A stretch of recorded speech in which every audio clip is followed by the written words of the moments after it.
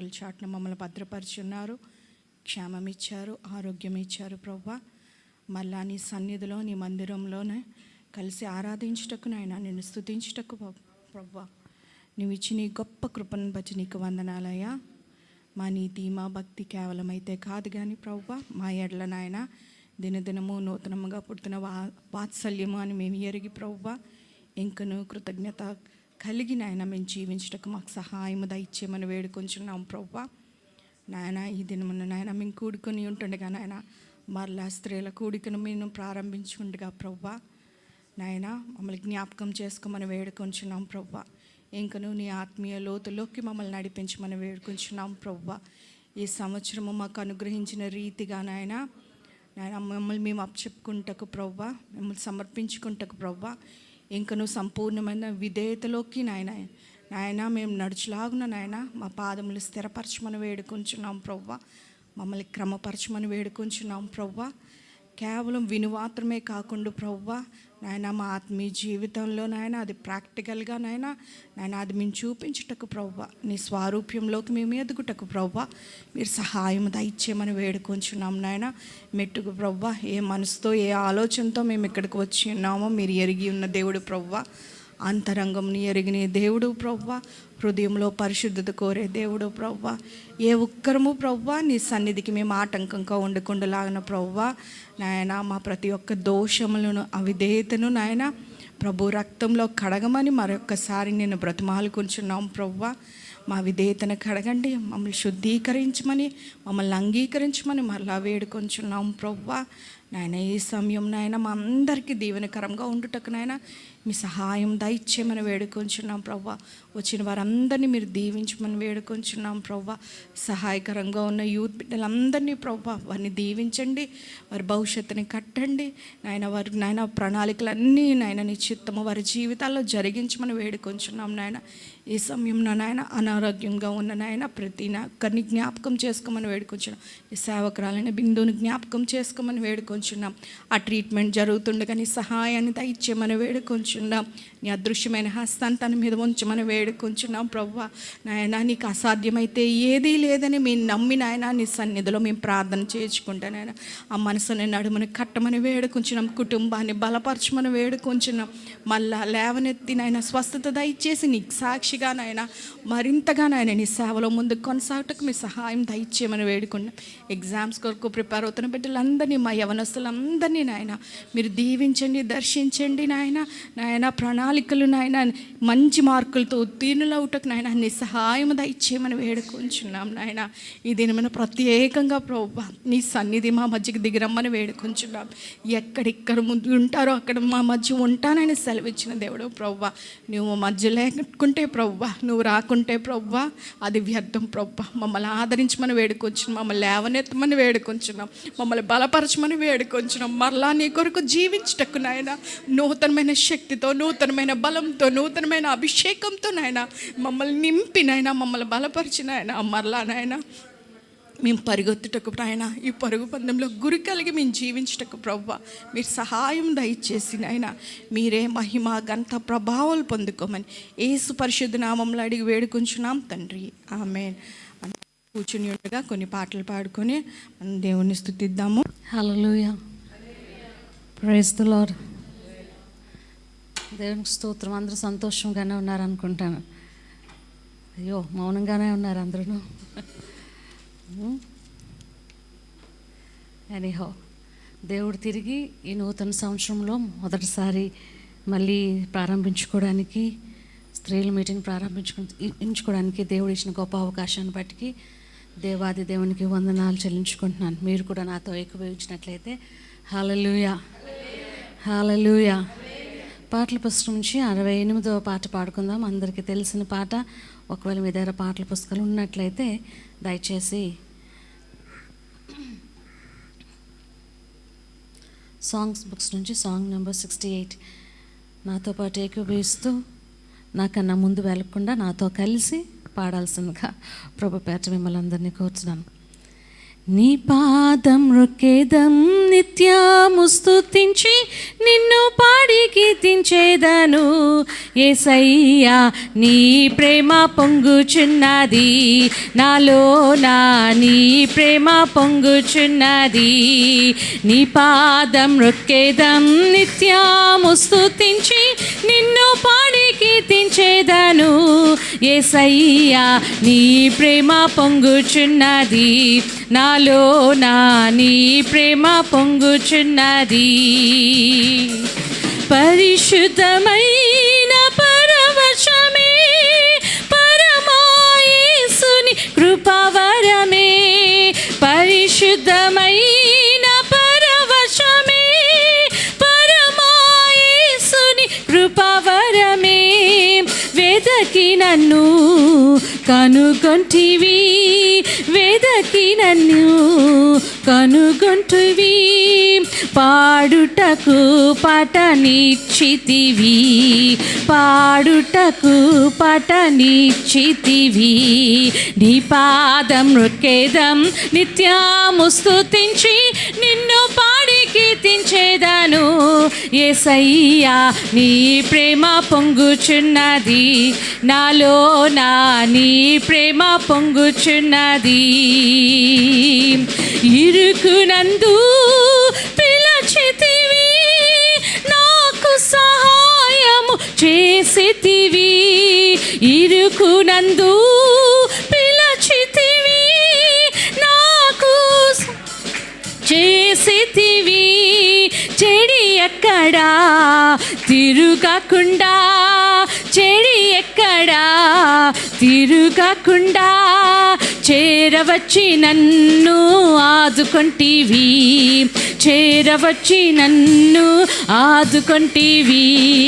నీ పాదం రొక్కేదం నిత్యము స్తుతించి నిన్ను పాడి కీర్తించేదను.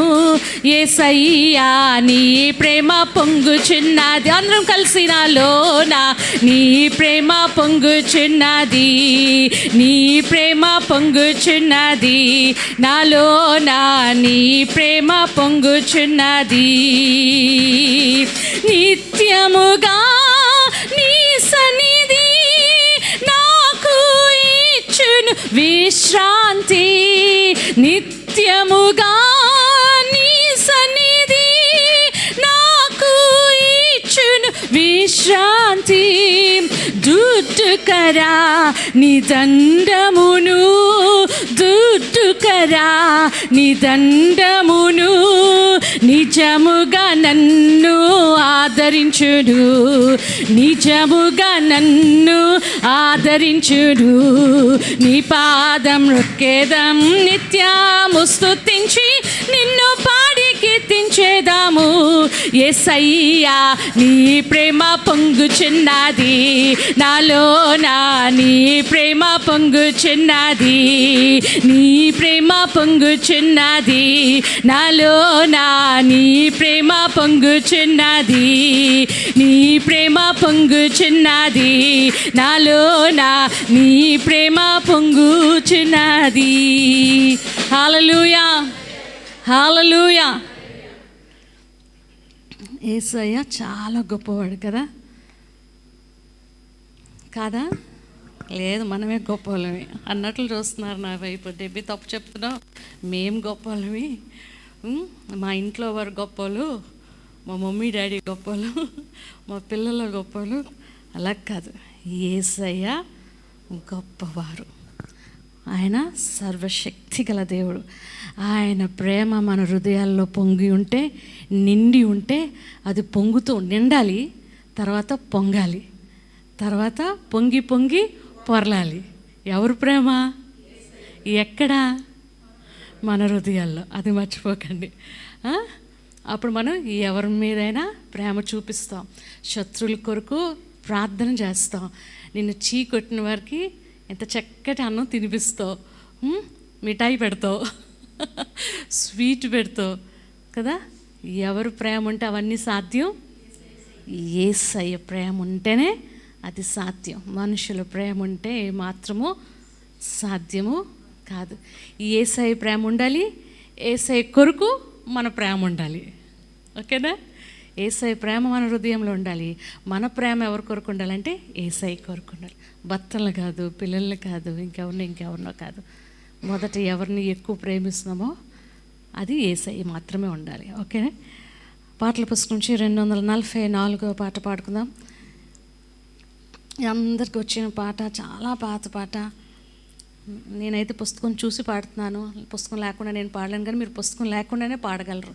మీరు నాకన్నా చాలా చక్కటి వారు కనుక, తెలివైన వారు, జ్ఞానులు కనుక చూడకుండానే పాడగలరు. అందరం కలిసి పాడదాం. యెహోవా నా బలమా, యథార్థమైనది నీ మార్గం, పరిపూర్ణమైనది నీ మార్గం. యెహోవా నా శత్రువులు నన్ను చుట్టినను, నరకపు పాశములరికట్టినను. నా శత్రువులు నన్ను చుట్టినను, నరకపు పాశములరికట్టినను. వరదవలే భక్తిహీనులు పోర్లిన, వరదవలే భక్తిహీనులు పోర్లిన, వదలక నన్ను ఎడబాయని దేవా, వదలక నన్ను ఎడబాయని దేవా. యెహోవా నా బలం. అందరం కలిసి పాడదామా?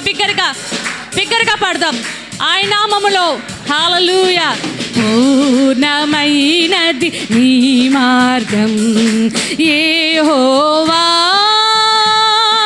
నా దీపమును వెలిగించువాడు, నా చీకటిని వెలుగుగా చేయుడు. నా దీపమును వెలిగించువాడు, నా చీకటిని వెలుగుగా చేయును. జలరాశుల నుండి బలమైన చేతితో, జలరాశుల నుండి బలమైన చేతితో వెలుపల చేర్చిన బలమైన దేవుడు, వెలుపల చేర్చిన బలమైన దేవుడు.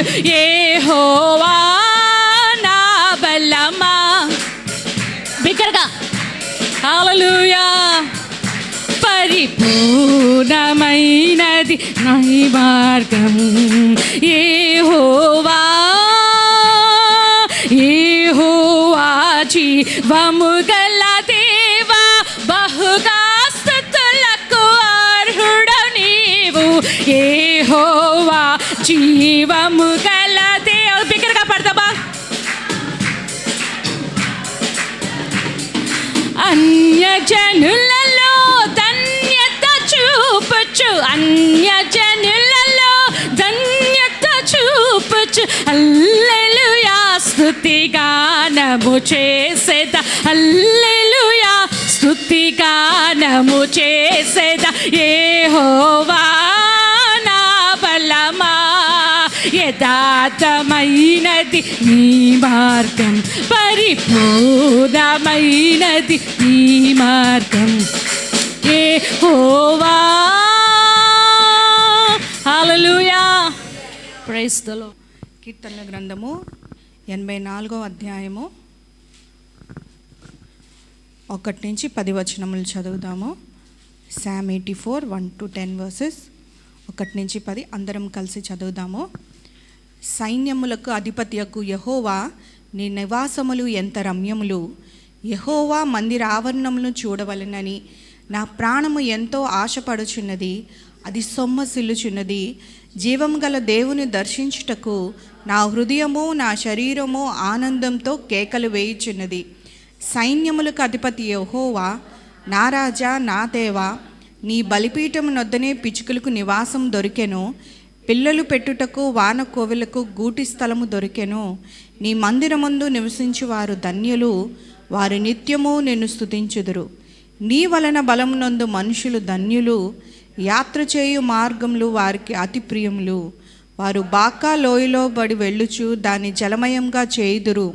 తొలకరి వాన దాని దీవెనలతో కప్పును, వారు నానాటికి బలాభివృద్ధి నొందుచు ప్రయాణము చేయుదురు. వారిలో ప్రతి వాడును సియోనులో దేవుని సన్నిధిని కనబడును. యెహోవా సైన్యములకు అధిపతియగు దేవా, నా ప్రార్థన ఆలకింపుము. యాకోబు దేవా, చెవియొగ్గుము. దేవా, మా కేడమా, దృష్టించుము. నీవు అభిషేకించిన వాని ముఖమును లక్షింపుము. నీ ఆవరణంలో ఒక దినము గడుపుట 1000 దినముల కంటే శ్రేష్టము. భక్తిహీనులు గుడారములలో నివసించుట కంటే నా దేవుని మందిర ద్వారము నొద్దట నుండుట నాకు ఇష్టము. దేవుడి కొద్ది మాటలు దీవించును గాక. అట్లా నేర్చి నిలబడదాం. రేపాడో సిస్టర్ వచ్చినట్లయితే మనం దేవుని నామాన్ని కీర్తిద్దాం, దేవుని నామాన్ని కనపరుద్దాం. Praise the lord. దేవుణ్ణి ఆరాధించే సమయం. దేవుణ్ణి ఆరాధించే సమయం అంటే దేవుణ్ణి ఆరాధించే సమయం అంటే దేవుడు మన జీవితాల్లో ఒక కార్యం చేసే సమయం అని అనుకుందాం. మన హృదయంలోది మన కష్టమో, మన బాధో, లేదా మన ఇబ్బందో, లేదంటే ఇప్పుడు ఫేస్ చేస్తున్న పరిస్థితితో దేవుని ముందు పెట్టడం కాదు. దేవుణ్ణి ఆరాధించే సమయం అంటే దేవుణ్ణి దేవుడుగా ఆరాధించడం. ఇది సమయం. ఆయన గొప్ప దేవుడని, ఆయన ఆశ్చర్యకరుడని, నీ జీవితంలో నా జీవితంలో ఎన్నో ఉపకారాలు మేళ్ళు చేసి ఉన్నాడని ఎవరమైనా చెప్పగలమా? దేవుడు నా జీవితంలో ఏ మేలు చేయలేదని చెప్పలేం కదా, చెప్పలేం కదా. కానీ యేసయ్య మన జీవితంలో ఏ మేలు చేయకుండా ఉండలేదు. ఆయన స్వభావం ఏది కాదు. మనం ఏడుస్తుంటే ఆయన అక్కడ బాధపడే దేవుడు. మనం ఇక్కడ కన్నీరు కారిస్తే ఆయన అక్కడ కన్నీరు కార్చే దేవుడు.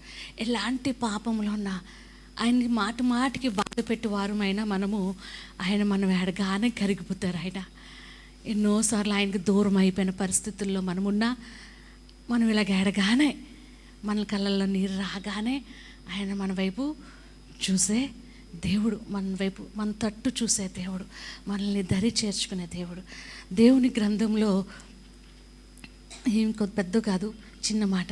దేవుని గ్రంథంలో దేవుడు యేసయ్య శిష్యుల పాదాలు కడుగుతారు. తెలుసా మీ అందరికీ? శిష్యుల పాదాలు కడుగుతారు. శిష్యులు పాదాలు కడిగినప్పుడు ఆయన శిష్యుల్లో అందరూ ఉన్నారు. 12 మంది శిష్యులు ఉన్నారు. ఆ శిష్యుల్లోని ఒక శిష్యుడు కూడా ఉన్నారు ప్రత్యేకింపబడి, ఇస్కరియోతు యూదా కూడా ఉన్నాడు. ఆయన మనల్ని ఎవరైనా హాని చేస్తే, మనల్ని ఎవరైనా బాధ పెడితే చర్చిలో ఎదురుపడ్డామనుకోండి, మొహం తిప్పేసుకుంటాం. ఆ సిస్టర్ ఇక్కడ ఉన్నారు, తర్వాత అటు వెళ్దాం పలకరించడానికి, ఇప్పుడు అయితే ఎదురు పడిపోయి పలకరించాల్సి వస్తుంది అని అనుకుంటుంటాం కదా. లేదా మొహం తిప్పుకొని వెళ్ళిపోతుంటాం, లేదా పలకరించకుండా ఆ డోర్ నుంచి ఈ డోర్ నుంచి వెళ్ళిపోతుంటాం. ఇలాంటి పరిస్థితులు ఎదురుపడుతుంటాయి. చర్చిలోనే కాదు, బంధువుల్లోని, మిత్రుల్లోని, మన ప్రతి దినంలోని. మనల్ని ఎవరైనా ఏమనంటే, మన భర్తలు మనల్ని ఏమనంటే 1-2 రోజులు మాట్లాడడం మానేస్తూ ఉంటాం కదా. ఎందుకు? కోపం, ద్వేషం. కానీ నాకు అనిపించింది యేసయ్య ఇస్కరియోతు యూదా సిలువ వేయడానికి సహాయం చేస్తాడని తెలుసు. కానీ దేవుడు ఇస్కరియోతు యూదా పాదాలు కూడా కడిగాడు. అందరూ మౌనంగా ఉన్నారు. ఏదో కొత్త స్టోరీ చెప్తున్నారు, బైబిల్లోదే. దేవుడు మనల్ని ప్రేమిస్తున్నాడు. నేను ఇదంతా ఎందుకు చెప్తున్నానంటే మనం ఎలాంటి వారమైనా, మనం ఏమై ఉన్నా, మన స్థితిగతి ఏమైనా, మనం దేవునికి దూరంగా ఉన్నా దగ్గరున్నా, ఎక్కడ ఉన్నా యేసయ్య మనల్ని ప్రేమిస్తున్నారు. యేసయ్యా అనొక్క మాట పిలవగానే ఆయన వెంటనే విని పలుకుతాడు. అలాంటి గొప్ప దేవుణ్ణి ఆరాధిస్తున్నాం, అలాంటి శక్తిమంతుడిని ఆరాధిస్తున్నాం, అలాంటి క్షమించే మనసు ఉన్న యేసయ్యని ఆరాధిస్తున్నాం. ఈ సమయంలో ఆరాధించండి, దేవుని స్తుతించండి అని నేనేం చెప్పను. మీరు దేవులో ఉన్న దాన్ని బట్టి మీరు దేవుని ఆరాధించండి. హల్లెలూయా. కొంతసేపు, కొన్ని నిమిషములు ఆయన ఆరాధిద్దాం. హల్లెలూయా, హల్లెలూయా, హల్లెలూయా, హల్లెలూయా, హల్లెలూయా. మనం పాడిన పాటను బట్టి కాదు, దాన్ని బట్టి కాదు, ఇంక దేన్ని బట్టో కాదు, కానీ నీ హృదయంలో ఉన్న దాన్ని బట్టి దేవుడు నిన్ను దర్శిస్తాడు. నీ హృదయంలో ఉన్న దాన్ని బట్టి నువ్వు దేవుని ఆరాధించగలుగుతావు. నీకు యేసయ్య మీద ఎలాంటి అభిప్రాయం ఉన్నది ఆయన గొప్ప దేవుడనా, సర్వశక్తిమంతుడనా, సర్వోన్నతుడనా? ఏమనుంది నీ ఉద్దేశం ఆయన పట్ల? ఈ సమయంలో ఆయన నీవు అనుకుంటున్నావా? నీకు తెలుసునా? హల్లెలూయా, హల్లెలూయా, హల్లెలూయా. ఇంతవరకు మనల్ని కాచిన యేసయ్యని ఆరాధిద్దామా? ఇంతవరకు నిన్ను నన్ను చూసిన యేసయ్యని ఆరాధిద్దామా? ఇప్పుడు కూడా ఆయన నిన్ను నన్ను చూస్తున్నారు. ఈ సమయంలో కూడా నిన్ను నన్ను ఆదరించడానికి, కాపాడడానికి, దగ్గర చేర్చుకోవడానికి, దరి చేర్చుకోవడానికి ఆయన ఇష్టపడుతున్నారు. ప్రియ సహోదరి, హల్లెలూయా. స్వస్థపరచు యెహోవా, ఆయన స్వస్థపరచు యెహోవా. హల్లెలూయా. సమయంలో ఏమై ఉన్నా, ఎలాగున్నా నిన్ను స్వస్థపరచడానికి ఇష్టపడుతున్న దేవుడు ఆయన. హల్లెలూయా, హల్లెలూయా. ప్రియ సహోదరి, అలాంటి దేవుణ్ణి ప్రేమిద్దామా? అలాంటి దేవుణ్ణి పూర్ణ మనసుతో ఆరాధిద్దామా? అలాంటి గొప్ప దేవుణ్ణి నీ బలమంతటితో ఆరాధిద్దామా? హల్లెలూయా, హల్లెలూయా. ఆ శక్తితో మనమందరం ఆయన ఆరాధిద్దామా? ఏక మనసుతో, ఏకాత్మతో ఇశ్రాయేలీయులు యెరికో గోడలను పగలగొట్టారంట. వాళ్ళకున్న బలము కాదు, వాళ్ళకున్న శక్తి కాదు, ఏదో యుద్ధము చేయి ఆ గోడలను ఎరగొట్టలేదు. కానీ అందరూ ఏక మనసు, ఏకాత్మ, ఒకే మనసు, ఒకే స్వరము, ఒకే ఉద్దేశముతో ఆ యెరికో గోడల చుట్టూ తిరిగినప్పుడు ఆ యెరికో గోడలు ఇరిగిపోయి పునాదులు సహా బయటకు వచ్చేసాయి. ఈ దినాన్ని మనం అందరము ఇక్కడ కూడిన వారము ఎంతమంది అని కాదు, కానీ ఎక్కడైతే 2-3 ఆయన నామమును కూడుతారో, ఉంటారో, ఆయన నామం స్తుతిస్తారో అక్కడ యేసయ్య దిగి వస్తారంట. దిగి వస్తారు అంటగా, దిగి వస్తారు. ఇక్కడ మనం అందరం ఇంకా ఎక్కువ మంది ఉన్నాం. ఏకస్వరముతో, ఏకాత్మతో యేసయ్యని కిందకి రప్పించేలాగా మన ఆరాధన ఉంచుదామా? ఈ దినాన్ని, ఈ సాయంకాల సమయంలో ఆ మెల్లని చెల్లని స్వరము మన మధ్యన వినబడేలాగిన, మన స్వరాలు ఆయన సన్నిధికి చేరుకునేలాగిన ఈ దినాన్ని, ఈ సాయంకాల సమయంలో ఉంచుదామా? హల్లెలూయా, హల్లెలూయా. ఎబినేజరే, ఎబినేజరే, ఇంతవరకు ఆదుకున్నావు. ఎబినేజరే, ఎబినేజరే, ఇంతవరకు ఆదుకున్నావు. ఇంతవరకు ఆదుకున్నావు నన్ను, ఇంతవరకు ఆదుకున్నావు. ఆరాధన, ఆరాధన, ఆరాధన, ఆరాధన, ఆరాధన, ఆరాధన, ఆరాధన, ఆరాధన. యెహోవా రఫా, యెహోవా రఫా, స్వస్థపరచవే వందనమయ్యా. యెహోవా రఫా, యెహోవా రఫా, స్వస్థపరచవే వందనమయ్యా. నన్ను స్వస్థపరచవే వందనమయ్యా. నన్ను స్వస్థపరచవే వందనమయ్యా. ఆరాధన, ఆరాధన, ఆరాధన, ఆరాధన, ఆరాధన, ఆరాధన, ఆరాధన, ఆరాధన. ఎల్రోయి, ఎల్రోయి, నన్ను చూసావే వందనమయ్యా. ఎల్రోయి, ఎల్రోయి, నన్ను చూచవే వందనమయ్యా. నన్ను చూచవే వందనమయ్యా. నన్ను చూచవే వందనమయ్యా. ఆరాధన, ఆరాధన, ఆరాధన, ఆరాధన, ఆరాధన, ఆరాధన ఆరాధన ఆరాధన ఆరాధన ఆరాధన ఆరాధన ప్రేమించేదన్ అధికముగా ఆరాధింతు. అందరం కలిసి బిగ్గరగా పాడదామా? ప్రేమించేదన్ అధికముగా ఆరాధింతు. ఆశక్తితో నా పూర్ణ మనసుతో ఆరాధింతు. నా పూర్ణ బలముతో ప్రేమించేదన్ నా పూర్ణ మనసుతో ఆరాధింతు. నా పూర్ణ బలముతో ప్రేమించేదన్. ఆరాధన ఆరాధన ఆరాధన ఆరాధన ఆరాధన. బిగ్గరగా బిగ్గరగా పాడదాం. హల్లెలూయా. ఆరాధన ఆరాధన ఆరాధన ఆరాధన ఆరాధన ఆరాధన ఆరాధన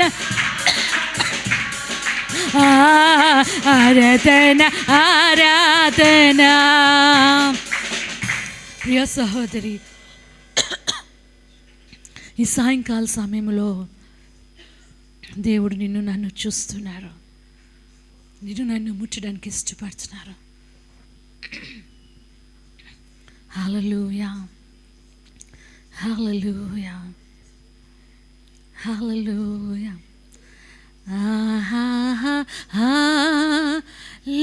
హల్లెలూయా హల్లెలూయా హల్లెలూయా హల్లెలూయా హల్లెలూయా హల్లెలూయా హల్లెలూయా. ఆమేన్ ఆమేన్. నన్ను వాడా స్తోత్రం, అల్ఫా ఒమేగా స్తోత్రం. ఆమె నన్ను వాడా స్తోత్రం, అల్ఫా ఒమేగా స్తోత్రం. అగ్ని జ్వాలల వంటి కన్నులు గలవాడా, అత్యున్నతుడా నీకే స్తోత్రం. అగ్ని జ్వాలల వంటి కన్నులు గలవాడా, అత్యున్నతుడా నీకే స్తోత్రం. ఆహాహా లే. మన రెండు చేతుల పైకెత్తి పాడదామా ఆయన నామమును స్తుతిస్తూ సర్వోన్నతుడైన దేవుణ్ణి. ఆహాహా సర్వశక్తుడైన దేవుణ్ణి ఆరాధిద్దామా? ఆహాహా హల్లెలూయా. బిగ్గరగా బిగ్గరగా పాడదామా? బలమైన సన్నిధి, ఆయన సన్నిధి మన మజ్నుడులాగా. హల్లెలూయా హల్లెలూయా. ఆమేన్. యేసయ్యా మీకు వందనాలు, సర్వశక్తిమంతుడా మీకు వందనాలు. అవును ప్రభువా, మమ్మల్ని ప్రేమించే దేవుడు. మేము ఎక్కడున్నా, ఎలాగున్నా, ఏ స్థితిలో ఉన్నా, పలుమార్లు మీ గాయములు రేపిన వారమైనప్పటికీ, ఎన్నోసార్లు మిమ్మల్ని దుఃఖపెట్టిన వారమైనప్పటికీ తిరిగి నాయన మమ్మల్ని దరి చేర్చుకునే దేవుడు, మమ్మల్ని ఆదరించే దేవుడు. ఈ సమయంలో ప్రభువా మరలా ఈ స్త్రీల మీటింగు నాయన, ఈ మొదటి ఆరాధనలో నాయన, ఈ కూటమిలో ప్రభువా మీ కార్యం జరిగించండి. ఇంతవరకు నాయన సంవత్సరం మొదలుకొని ఈ 2వ నెల వరకు ఎన్నోసార్లు మేము పడిపోయాము, వెనుదిరిగిపోయాము, మీ గాయాలు రేపాము, మా శరీరాన్ని ఆస్పదం చేసుకొని మా ఇంటి వారిలోని ప్రవర్తించాము, మిమ్మల్ని ఎంతో దుఃఖపెట్టామని ఒప్పుకుంటున్నాము ప్రభువా. మా మాటల్లో పరిశుద్ధత లేదు, మా చూపుల్లో పరిశుద్ధత లేదు, మా పనుల్లో పరిశుద్ధత లేదు, మరలా మమ్మల్ని క్షమించి, మమ్మల్ని ఆదరించి, మమ్మల్ని బలపరిచి, మమ్మల్ని ఉజ్జీవపరిచి, నీ రాక పర్యంతము ప్రభువా నమ్మకమైన వారముగా, యథార్థమైన వారముగా ఉండుటకు మీ కృప చూపించి దినాన్ని మమ్మల్ని ప్రోత్సహించి బలపరచమని నజరేయుడగు యేసుక్రీస్తు నామములో అడిగి వేడుకొంచున్నాను తండ్రి. ఆమేన్, ఆమేన్. దయచేసి కూర్చుందాం. ప్రభువును రక్షకుడైన యేసుక్రీస్తు నామంలో కూడి వచ్చిన స్త్రీలందరికీ మొదటి లక్షవారం స్త్రీల కూడుకు అందరూ చాలా సంతోషంగా ఉన్నారు. మిమ్మల్ని అందరినీ ఆహ్వానిస్తున్నాను. ప్రభువు పేరిట వందనాలు చెల్లిస్తున్నాను. చాలా సంతోషం. మరలా మనం ఇటు రీతిగా కూడుకుంటే సహవాసం కలిగి ఉంటేనే మనము ఆధ్యాత్మికంగా మనము ముందుకి వెళ్ళగలం. సహవాసం లేని చోట మనము నిలబడలేం. దేవునిలో నిలబడాలంటే ఖచ్చితంగా సహవాసంగా మనం కూడుకోవడం చాలా అవసరమై ఉన్నది మన జీవితాలకి. ముఖ్యంగా స్త్రీలమైన మనకు చాలా ప్రాముఖ్యమైనది. ఎన్నో కుటుంబాల్లో ఎన్నో ఎదుర్కొంటూ ఉంటాము. వాటన్నిటినీ నిలబడాలంటే అది మన సొంత శక్తి వలన అయితే కాదు, కానీ మనం బలపరిచేవాడు దేవుడై ఉన్నాడు. కాబట్టి ఆయన యొద్దకి, ఆయన వాక్యం వద్దకు వస్తే ఆయన మనల్ని బలపరిచేవాడు, మనల్ని స్థిరపరిచే దేవుడై ఉన్నాడు. ఎఫెసీయులకు రాసిన పత్రిక 4వ అధ్యాయము తీసినట్లయితే మీరు బైబిల్స్ తీస్తారని, నేను సెటిల్ అవుతారని నేను కొంతసేపు మాట్లాడాను. 4వ అధ్యాయము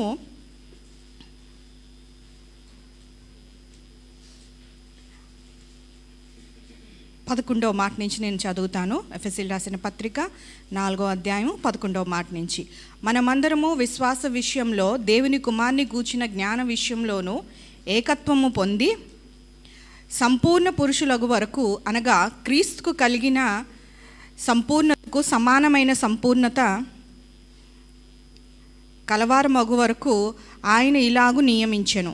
పరిశుద్ధులు సంపూర్ణగునట్లు క్రీస్తు శరీరము క్షేమాభివృద్ధి చెందుటకును పరిచర్య ధర్మం జరుగుటకును ఆయన కొందరిని అపోస్తులుగాను, కొందరిని ప్రవక్తలుగాను, కొందరిని సువార్తికులుగాను, కొందరిని కాపరులుగాను, ఉపదేశకులుగాను నియమించెను.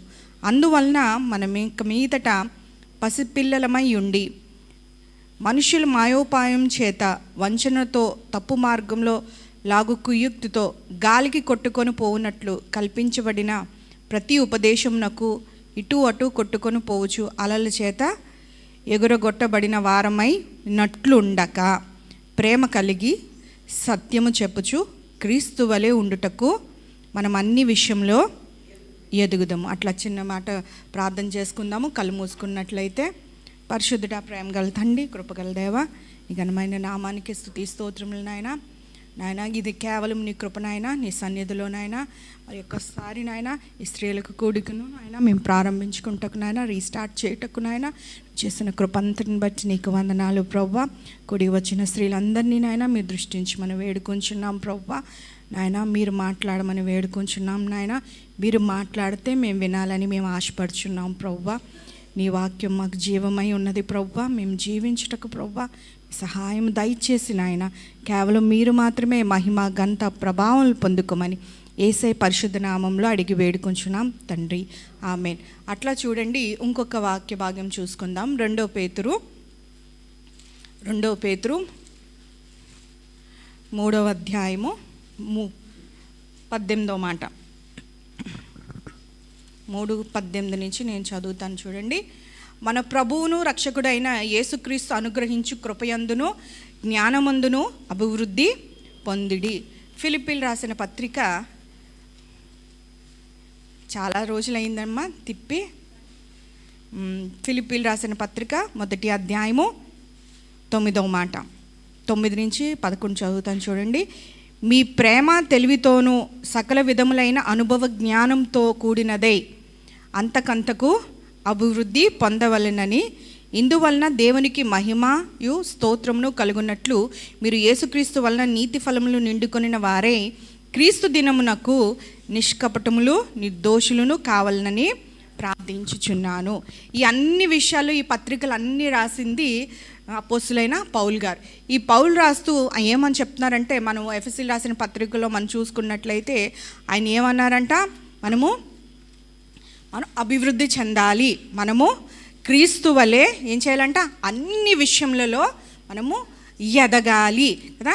ఇక్కడ ఎదగడం అనే విషయంలోని చూసుకున్నట్లయితే మనం మిగతా రెండు మనం చూసుకుంటే ఎట్లా ఉందంటే దానికి పర్యాయ పదాలుగా అభివృద్ధి చెందాలని, బైబిల్ గ్రంథంలో కొన్ని లేఖన భాగాల్లోని పరిపక్వత అని ఉంటుంది, లేదా సంపూర్ణత అని ఉంటుంది, లేదంటే క్రీస్తు స్వారూప్యంలోకి వెళ్ళాలి అని ఉంటుంది.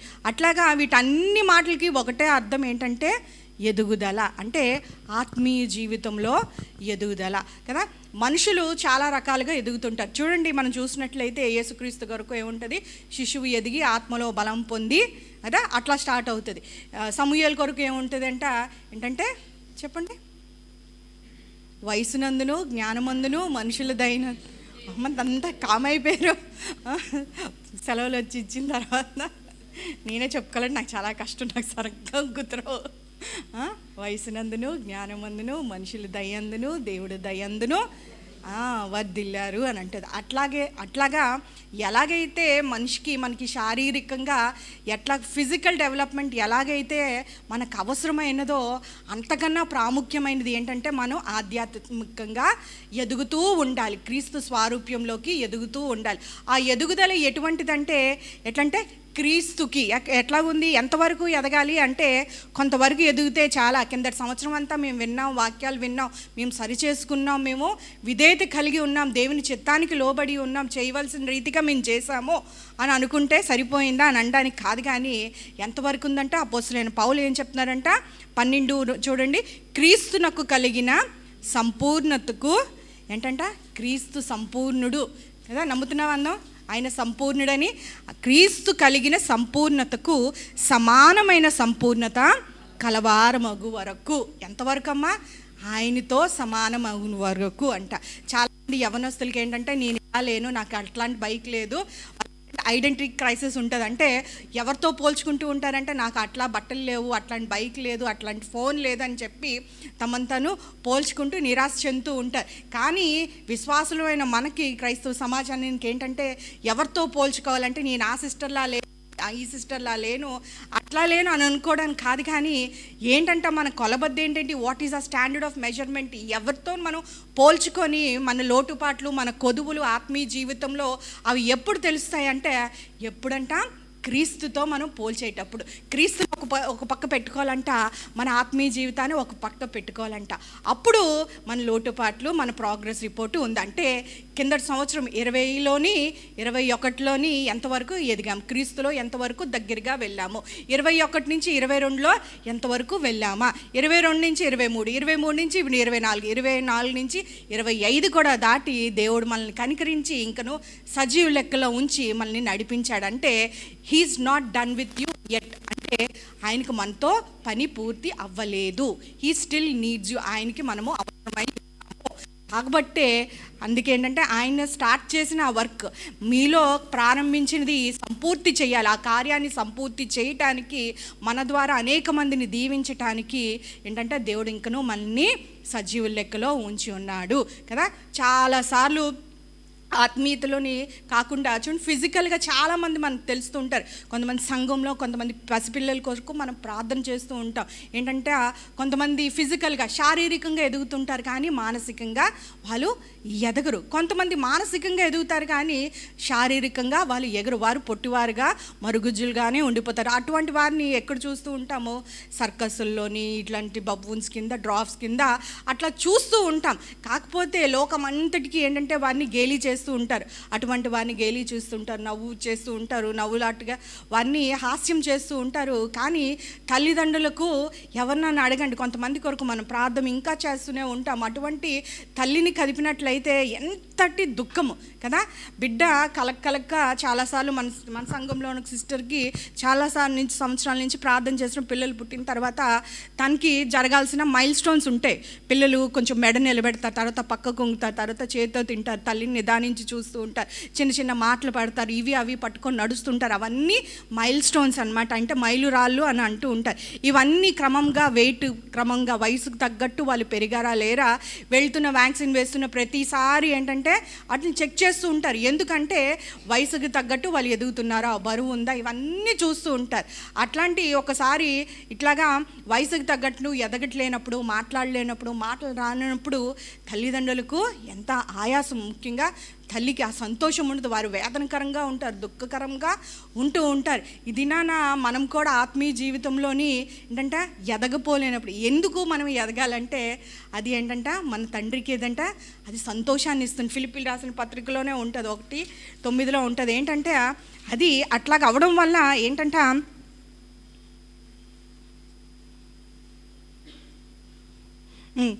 చూడండి 11:3 ఉంటుంది, అభివృద్ధి పొందవలనని, మీరు అంతకంతకు అభివృద్ధి పొందవలని. 1:11 చూడండి, ఇందువలన దేవునికి మహిమయు స్తోత్రమును కలుగునట్లు కదా. ఏం చేస్తూ ఉంటారంట, మనము ఎదిగి ఫలించినప్పుడు కదా, మనము దేవుని శిష్యులని, దేవుని బిడ్డలని లోకం అన్ని గుర్తించినప్పుడు అంటే ఏం చేస్తారంట, అప్పుడు దేవుని నామానికి మన క్రియలను చూస్తున్నప్పుడు పరమందున్న దేవుణ్ణి స్తుతిస్తూ ఉంటారంట కదా. అట్లాగా ఆ రీతిగా మనం ఉండకూడదు. 25లో ఉన్నాము, 26లో కూడా మరింత దగ్గరగా దేవునికి మనము ముందుకు వెళ్ళాలి. ఈ సంవత్సరం మొదలుకొని నిన్నటి దినాన్ని వచ్చిన వారందరూ మొదలుకొని ఈ సంవత్సర కాలం అంతా బుధవారం వింటాం, లక్షవారం వింటాం, శుక్రవారం వింటాం. ఏంటి ప్రయోజనము అంటే ఇదేంటంటే మనము ఏం చేయాలంటే ఇవన్నీ విన్నవన్నీ ఏం చేయాలమనంట, దేవుని స్వారూప్యంలోకి, క్రీస్తు స్వారూప్యంలోకి, క్రీస్తు ఎంత ఎదుగుతున్నామో ఆత్మీయ ఎదుగుదలలోకి మనల్ని నడిపించాలి. అంటే క్రీస్తు వలె మాట్లాడాలి, క్రీస్తు వలె స్పందించాలి, క్రీస్తు వలె ఎట్లాగ ఉద్దేశం, అవన్నీ కూడా ఏంటంటే we should be like Christ. ఈ మునుపు అంత్యోకుల్లోని ఏంటంటే శిష్యులు క్రీస్తుని అంగీకరించిన వారు, వాళ్ళ శిష్యులు ఉన్నప్పుడు వారు క్రీస్తు వలె మాట్లాడుతున్నారు, క్రీస్తు వలె ప్రవర్తిస్తున్నారు అని చెప్పి వారిని ఎగతాళి చేయటానికి ఏంటంటే వారిని క్రైస్తవులు అని పిలిచేవారు. అట్లాగా ఉంది. కానీ ఈ దినాన అరుదైపోయిందంటే ఒక భక్తుడు అంటూ ఉంటాడు, అంటే సంఘాల్లో ఏంటంటే అందరూ ఏమనుకుంటున్నారంటే మేము ఆత్మీయ స్థితిలో మేము బాగానే ఉన్నాం, కిందటి సంవత్సరం మేము బాగానే ఉన్నాం కాబట్టి ఆత్మీయ స్థితిలోని ఈ సంవత్సరం కూడా మేము బాగానే ఉంటాం అని అనుకుంటూ సంఘం అంతా ఎవరున్నారంట, ఆత్మీయ మరుగుజ్జులు ఉన్నారని ఆ భక్తుడు అంటున్నారంట. అంతా బాగానే ఉంటాంట. వీ డోంట్ నీడ్ అంటే మనకు తెలియదంటే అవసరత మనము గుర్తించలేకపోతున్నాంట. మనం ఆత్మీయంగా మేము ఎదగాలి, ఇంకా మేము సంపూర్ణం కాదు, దేవునిలో ఇంకా మేము ముందుకి కొనసాగాలి, దేవునికి దగ్గరగా వెళ్ళాలి కదా అని ఏంటంటే అది మనము గుర్తించలేకపోతున్నాం. అంటే సాటిస్ఫాక్షన్, సంతృప్తి కదా, సంతృప్తి చెందితే జీవితము భక్తిలోని సంతృప్తి పొందితే అదే పెద్ద మనకి శత్రువు అంట. ఎదగకపోవడానికి ఏంటంట పెద్ద శత్రువు ఏంటంటే సంతృప్తి, నేను బాగానే ఉన్నాను అని అనుకోవడం అంట. మనము ఆత్మీయ స్థితిలో ఎదిగి ఉన్నాము అని అనుకోవడానికి మన సీనియారిటీ లెక్కలోకి రాదు, ఆత్మీయ వయసు లెక్క కాదు.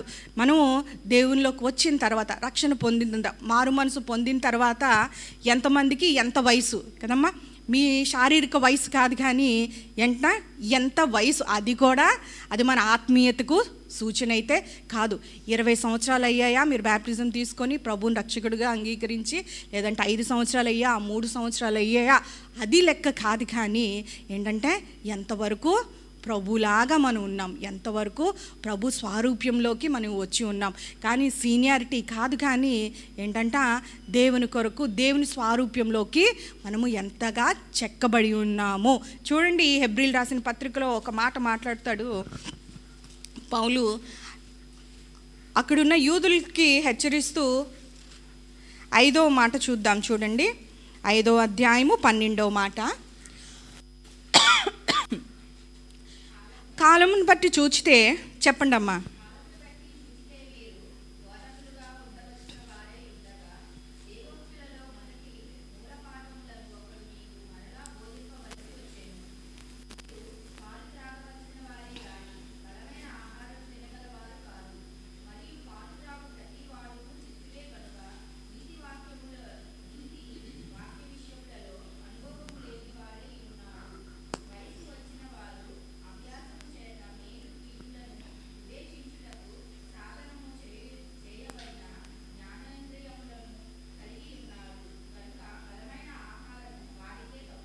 అట్టగును. చూడమ్మా, ఒకటి నుంచి ఏం చదివారు? కాలమును బట్టి చూచితే. ఇప్పుడు కాలం బట్టి చూచితే ఏంటంట, నాకు 25 సంవత్సరాలు అయింది నేను రక్షణ పొంది. కాలం బట్టి అప్పుడు మొదటి సంవత్సరంలో ఉండినట్టు ఇప్పుడు కూడా నేను ఉన్నట్లయితే నన్ను ఏమంటారమ్మా? శిశువు అంటారు. ఏముందంట? నేను బలమైన ఆహారాన్ని తీసుకోవటానికి అర్హురాల్ని కాదు, కాలం బట్టి చూచినట్లయితే. ఇప్పుడు పౌలు ఇక్కడ హెబ్రీలకి యూదులకి చెప్తూ ఈ మాటలు చెప్తున్నారు. ఆ ప్లేస్లోని మనం పెట్టుకుందాం. కాలం బట్టి చూచినట్లయితే ఎన్నాలైంది మనం రక్షణలోకి వచ్చి, ఎన్నాలైంది ప్రభువుని రక్షణలోకి పొంది కదా. మనం ఏంటంటే సీనియారిటీ ఏంటంటే ఎట్లాగొస్తుందంటే ఎదిగాము అని అనటానికి కొలబద్ద ఏంటంటే, మనం కొన్ని డినామినేషన్లో కొన్ని చర్చెస్లోని ప్రెసిడెంట్స్గా ట్రెజరర్స్గా ఉంటారు. వాళ్ళందరూ పదవుల్లో ఉన్న వారందరూ, సంఘాల్లో పనిచేస్తున్న వారందరూ ఆత్మీయ స్థితిలోని క్రీస్తు వలె ఉన్నారని, పరిపూర్ణతలో ఉన్నారని అర్థమేమీ కాదు. కానీ ఇక్కడ ఏంటంట, కాలం బట్టి మనం చూచినట్లయితే ఏమంటున్నాడు పౌలు? ఏంటి హెచ్చరిస్తున్నాడంట ఈ హెబ్రీలు రాసిన సంఘానికి? ఏంటంట, మీరు కాలాన్ని బట్టి చూసినట్లే, మీరు వింటున్న బోధన బట్టి మీరు చూసినట్లే, ఇన్నాళ్ళు మీరు సంఘానికి వచ్చి ఉన్నారు, ఇన్ని ప్రసంగాలు విన్నారు, ఇన్ని వాక్యాలు విన్నారు, ఇంతగా ఆత్మీయతలో మీరు ఎదుగుతున్నారు. కానీ అదేంటంట, అది మీరు ఇంకనూ మీ ఆత్మీయ స్థితి మీరు చూసినట్లయితే ఎలాగున్నారు? శిశువుగానే ఉన్నారు. కానీ బలమైన ఆహారాన్ని మీరు తీసుకోవటానికి అర్హులు కాదంటే, మీరు బలమైన వారుగా లేరు కానీ ఇంకా శిశువులుగానే ఉన్నారు. శిశువులుగానే ఉన్నారంటే ఇంకనూ మీలో శరీర సంబంధమైన క్రియలు ఉన్నాయి, ఇంకా శరీరానుసారమైన మనసు ఉంది. శరీరానుసారమైన మనసు ఏం చేస్తుందంట? దేవుడికి సంతోషాన్ని ఇవ్వదు. శరీరానుసారమైన మనసు అది మృతమైనది. శరీరానుసార మనసు దేవుని చిత్తాన్ని నెరవేర్చదు కదా. అలాంటి విరోధకరమైన జీవితాన్ని ఇంకా మనము జీవించినట్లయితే, దాని శిశువుకున్న పోలిక ఏంటంటే, చూడండి, ఒక చిన్న అబ్బాయి పుట్టినట్లయితే, చిన్న బాలుడు కానీ శిశువు కానీ మన ఇంట్లో పుట్టినట్లయితే ఎట్లాగుంటుంది? చిన్నప్పుడు చూసినట్లే పాకుతున్నప్పుడు కానీ, చిన్న మాట్లాడుతున్నప్పుడు కానీ, సిర్లాక్ తింటున్నప్పుడు కానీ, వాడు చేసిన చిన్నప్పుడు చేష్టలన్నీ చూసి చాలా సంతోషం అవుతూ ఉంటుంది. కానీ అదే ఒక 60 సంవత్సరాలు 20 సంవత్సరాల వరకు సిర్లాక్ తిని అన్నం తినకుండా, బలమైన ఆహారం తినకుండా అది మనకి సంతోషమా? కానే కాదు. అది ఎన్నటికీ కానన్నప్పుడు తల్లికే అట్లాగా శరీరానుసారమైన తల్లిదండ్రులకి అది వేదన అంటే, మనం ఇంకనూ ఏంటంటే ఆత్మీయ స్థితి ఎక్కడుందంటే, క్రీస్తు వలె ప్రేమించలేకపోయినప్పుడు, క్రీస్తు వలె క్షమించలేకపోయినప్పుడు, క్రీస్తు వలె పరిశుద్ధతకి ఆకలి దప్పులు లేనప్పుడు, అట్లాంటివన్నీ క్రీస్తు కలిగిన గుణాతిశయములు లేదంటే ఆయన గుణములన్నీ మన జీవితాల్లోని కనిపించలేకపోయినప్పుడు, ఒక ఏంటంటే పౌలుకే అట్లాంటి గాయం ఉండుంటే, మన దేవాది దేవుడికి ప్రాణం పెట్టి మనని వెలపెట్టి కొన్న దేవుడికి, లేదంటే మనం వెల చెల్లించిన వారం, విలువైన వారం కాబట్టి మనం చూడాల్సిన రీతిగా, ఆయన ఆశించిన రీతిగా, ఆయన కోరుకున్న రీతిగా మనం లేనప్పుడు ఆయనకి ఎంతో దుఃఖాన్ని రేపే వారంగా ఉంటాం. ఆయన కృపను నిరర్ధకం చేస్తూ ఉంటాం. ఆయనకి ఆయాస్కరంగా మనము ఉంటూ ఉంటాం. ప్రాముఖ్యమైనది ఏంటంటే, ఎదుగుదల అనేది చాలా ప్రాముఖ్యమైనది మన ఆత్మీయ జీవితంలో. ఎక్కడైతే ఎదగడం ఆగిపోతామో అది మనకు చాలా ప్రమాదకరమైన స్థితి కదా. Where growth stops decay starts. ఒక భక్తుడు అంటూ ఉంటాడు ఏంటంటే, ఎక్కడైతే ఎదుగుదల ఆగిపోతుందో అక్కడేంటంటే క్షీణత ఆరంభం అవుతుందంట. ఎక్కడైతే ఆగిపోతుందో, ఎదగడం ఎప్పుడు క్రీస్తులో ఎదగటం మనం ఎక్కడైతే ఆగిపోతామో ఏంటవుతుందంట, అక్కడ మనము కిందకి దిగజారిపోతున్నట్టే, ఓడిపోతున్నట్టే, వెనుకడుగు వేస్తున్నట్టే, ఆగిపోయినట్లే, ముందుకు సాగిపోలేనట్టే, అపవాది చేతిలో మనం పడిపోయినట్లే కదా. అక్కడి నుంచే మనం ఏంటంటే డౌన్ఫాల్ స్టార్ట్ అయిపోయింది. ఆత్మీయ జీవితంలో ఓటమి కదా. ఆత్మీయ జీవితంలో ఏంటంటే దేవుని కొరకైన విషయాల గురించి ఆసక్తి లేకపోవడం, తీవ్రత లేకపోవడం, దేవుడి విషయాల్లోనే అంటే మనం జీవిస్తూనే ఉంటాం కానీ ఏంటంట ప్రభు కొరకు ఇంకా ఏంటంట మనము మృతమైన వారమే జీవిస్తూనే. మనము ఏంటంటే ఇంకనూ ఏంటంటే లవదోగ్య సంఘం కొరకు ఏమంటాడు యోహాను? అమ్మ ఇంత డల్గా మీరు జీవించుచున్నాననే మనకి ఎట్లా ఉంటుందంటే పేరు మాత్రం ఉంటుంది కానీ, మనము క్రైస్తవులని పేరు మాత్రమే ఉంటుంది కానీ ఏంటంట మనము ఇంకను మృతులమే అని ఉంటాం. లేదంటే ఏంటంట పైకి భక్తి గలవారమే ఉంటాం కానీ లోన శక్తి లేని వారంగా మనము మిగిలిపోతూ ఉంటాము.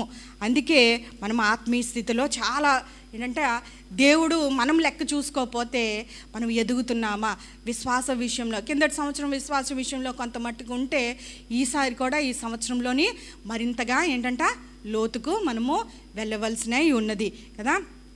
చెవిటి మోగ దెయ్యం పట్టిన వాడు యేసయ్య దగ్గరికి వెళ్తున్నప్పుడు వారి శిష్యులు ఆ మోగ చెవిటి దెయ్యాన్ని వెళ్ళలేనప్పుడు ప్రభువా నీ చేతనైతే వెళ్ళి ఆ తండ్రి ఏమంటాడంటే వీళ్ళు నీ శిష్యులు చేయలేకపోయారు, నువ్వన్నా సహాయం చేయి, నీ చేతనైతే నువ్వు సహాయం చెయ్యి అని అన్నప్పుడు ఏంటని అంటే నువ్వు నమ్మితే అది జరుగుతుంది అంటే అప్పుడు బిగ్గరగా ఒక మాట అంటాడంటే నా విశ్వాసాన్ని పెంచమంటుంటారు. అంటే ఆ విశ్వాసానికి కర్తయు దాన్ని కొనసాగించేవాడు దేవుని వైపే చూస్తూ మనం నడవాలి కదా.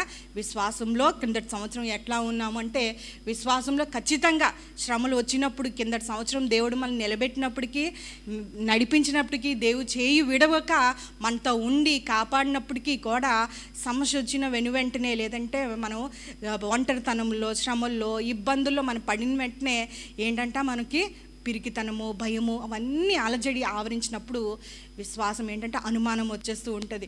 దేవుడి మీద ఆధారపడాల్సినంత ఆధారపడకుండా ఏమవుతుందంట మనము దిగజారిపోతూ ఉంటాం, కృంగిపోతూ ఉంటాం. అలా కాకుండా ప్రభువా విశ్వాస విషయంలో ఈ సంవత్సరమును నేను అధికమైనగా విశ్వాసంలో నీ మీద సంపూర్ణమైన విశ్వాసం పెట్టి నేను నడుచుటకు నాకు సహాయం చేయండి అని ప్రార్థించారు. కొంతవరకు ఏంటంటే ప్రేమ విషయంలో ప్రేమించే విషయంలోని సంపూర్ణంగా ప్రేమించలేకపోతున్నాము. దేవుడు ఒక మాట ఉంటుంది ఏంటంటే మీ తండ్రి పరిపూర్ణుడు కాబట్టి మీరును పరిపూర్ణులై పరముందమున్న తండ్రి ఏ విషయంలో పైన రాస్తూ ఉంటాయంటే ఏంటంటే మీ శత్రువుని ప్రేమించాలి. చాలా కష్టంగా ఉంటుంది మన బంధుమిత్రులనే ప్రేమించడానికి. చెప్పుకున్న విషయాలే మళ్ళీ చెప్పుకుంటూ ఉండాలి. ఎందుకంటే కొంతవరకు ప్రేమిస్తున్నాము, కొంతవరకు క్షమిస్తూ ఉన్నాము. ఇప్పుడు ఎక్కడికి వచ్చిందంట శత్రువుల్ని ఇంకొంతగా ఏంటంటే శత్రువుల్ని క్షమించడం ఒక ఎత్తు అంటే వాళ్ళని ప్రేమించడం, వారి కొరకు ప్రార్థన చేయడం చాలా కష్టం. మీరందరూ ఆ ఎక్స్పీరియన్స్లో ఉన్నారో వెళ్ళారో నాకైతే తెలియదు. కానీ శత్రువుని మన కాదని మన నిరాకరించి వారి ముఖం చాటేసిన వాళ్ళని ప్రేమించడము, వారు కాకుండా వారికన్నా ముందు మనం క్షమించమని వెళ్ళి అడగటం అది చాలా కష్టం. అది క్రీస్తు స్వారూప్యం ఉంటే కానీ క్రీస్తు స్వభావం మనకు ఉంటేనే కానీ అది మనము చేయలేని స్థితి అన్నమాట. ఇక అంతకన్నా ముందు ఇంకో వాక్యం ఏముంటుందంటే మీరు ఏంటంటే మిమ్మల్ని ప్రేమించిన వారిని మీరు ప్రేమిస్తే మీకు ఏమీ ప్రయోజనము అంట. అంతే కదా. ఎందుకంటే అన్యజనులు కూడా అలాగూ చేయుచున్నారంట. మత్తయి సువార్తలో ఎట్లాగుంటుందంట మీరేం చేస్తుంటే పెద్ద గొప్ప ఏం కాదు, మిమ్మల్ని ప్రేమిస్తున్న వారిని మీరు ప్రేమిస్తున్నారు. అంతకన్నా మించి ఇంకొక ముందుగా ఒక స్టెప్ ఏంటంటే మీరు క్షమిస్తున్నారేమో ఒకవేళ మీ శత్రువుని, కానీ మీరు ఏంటంటే అన్యజనులు కూడా చేస్తున్నారు. దెర్ ఇస్ నో యూనిక్నెస్ కదా. నీ ప్రత్యేకత ఏముంది? క్రీస్తు నీలోకి వచ్చి ఉన్నాడని అని చెప్పి నీ స్వభావం మారింది, నీ గుణగణాలు మారి నువ్వు ఎట్లాగున్నావు ముందు అలాగన్నా అందరూ చేస్తున్నారు. నువ్వు అందరూ చేసిన దానికి మనం కూడా చేస్తున్నావు అంటే అందులో ప్రత్యేకత ఏం లేదు. దేవుడు మనల్ని ప్రత్యేకపరిచి ఉన్నాడు ఈ లోకం నుంచి అని చెప్పుకోవటానికి ఏమీ లేదు ప్రత్యేకత మన జీవితంలో. అన్యజనులు కూడా అలాగూ చేస్తూ ఉన్నారు. అట్లాగే ప్రేమ తర్వాత ఓర్పు విషయంలో ఎంతవరకు సహించగలుగుతున్నాం, ఎంతవరకు ఓర్పు కలిగి ఉన్నాం, శ్రమలు వచ్చినప్పుడు ఓర్పు కలిగి ఉన్నామా, దేవుని పట్టుకొనే ఉన్నామా, దేవుని వైపే చూస్తూ ఉన్నామా, మనుషులు విడిచిపెట్టేసినప్పటికీ విశ్వాసంతో దేవుని వైపే చూస్తూ మనం నడవగలుగుతున్నాయి. ఇట్లాగ అన్ని విషయాలు మనం చూసుకున్నట్లయితే దేవుడు ఏం చేస్తాడంట అన్ని విషయాలు ఆ లెక్కలు మనం చూసుకోలేకపోయినట్లే ఈ సంవత్సరం ఏ విధం చేతనైనను నేను క్రీస్తులో ఎదగాలి, ఏ విషయం చేతనైనను మరింత దగ్గరగా క్రీస్తు కొరకు నేను జీవించాలని ఒక తీర్మానం తీసుకోవాలి. ఆ లెక్కలు ఆ ఆత్మీయ పరిశీలనలోకి మనము వెళ్ళాలి. లేదంటే 25వ సంవత్సరం కూడా యథాతథంగా అయిపోతాం, ఏమీ చేయని అవసరం లేదు.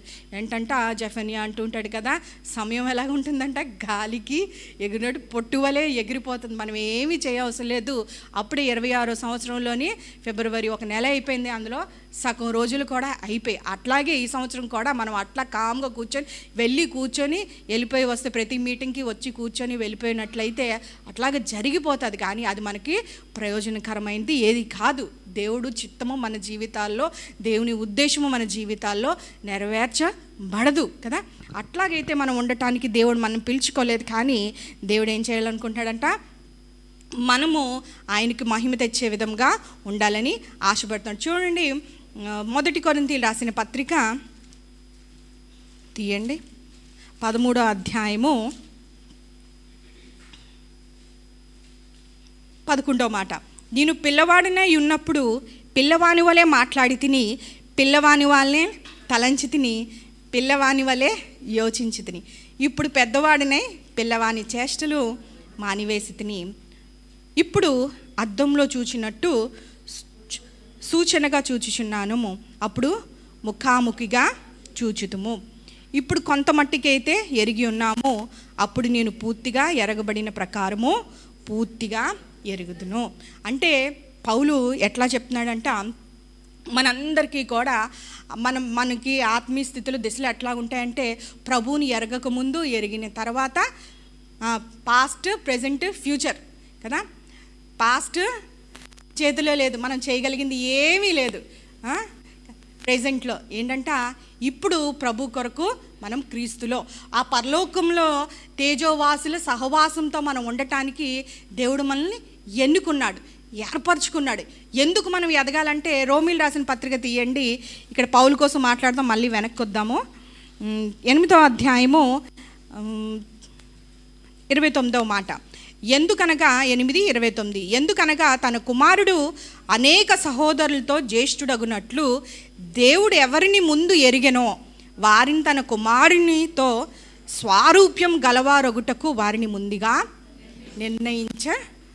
నిర్ణయించెను. అంటే మనము ఎన్నుకోబడ్డాము, ఏర్పరచబడ్డాం. ఎవరు?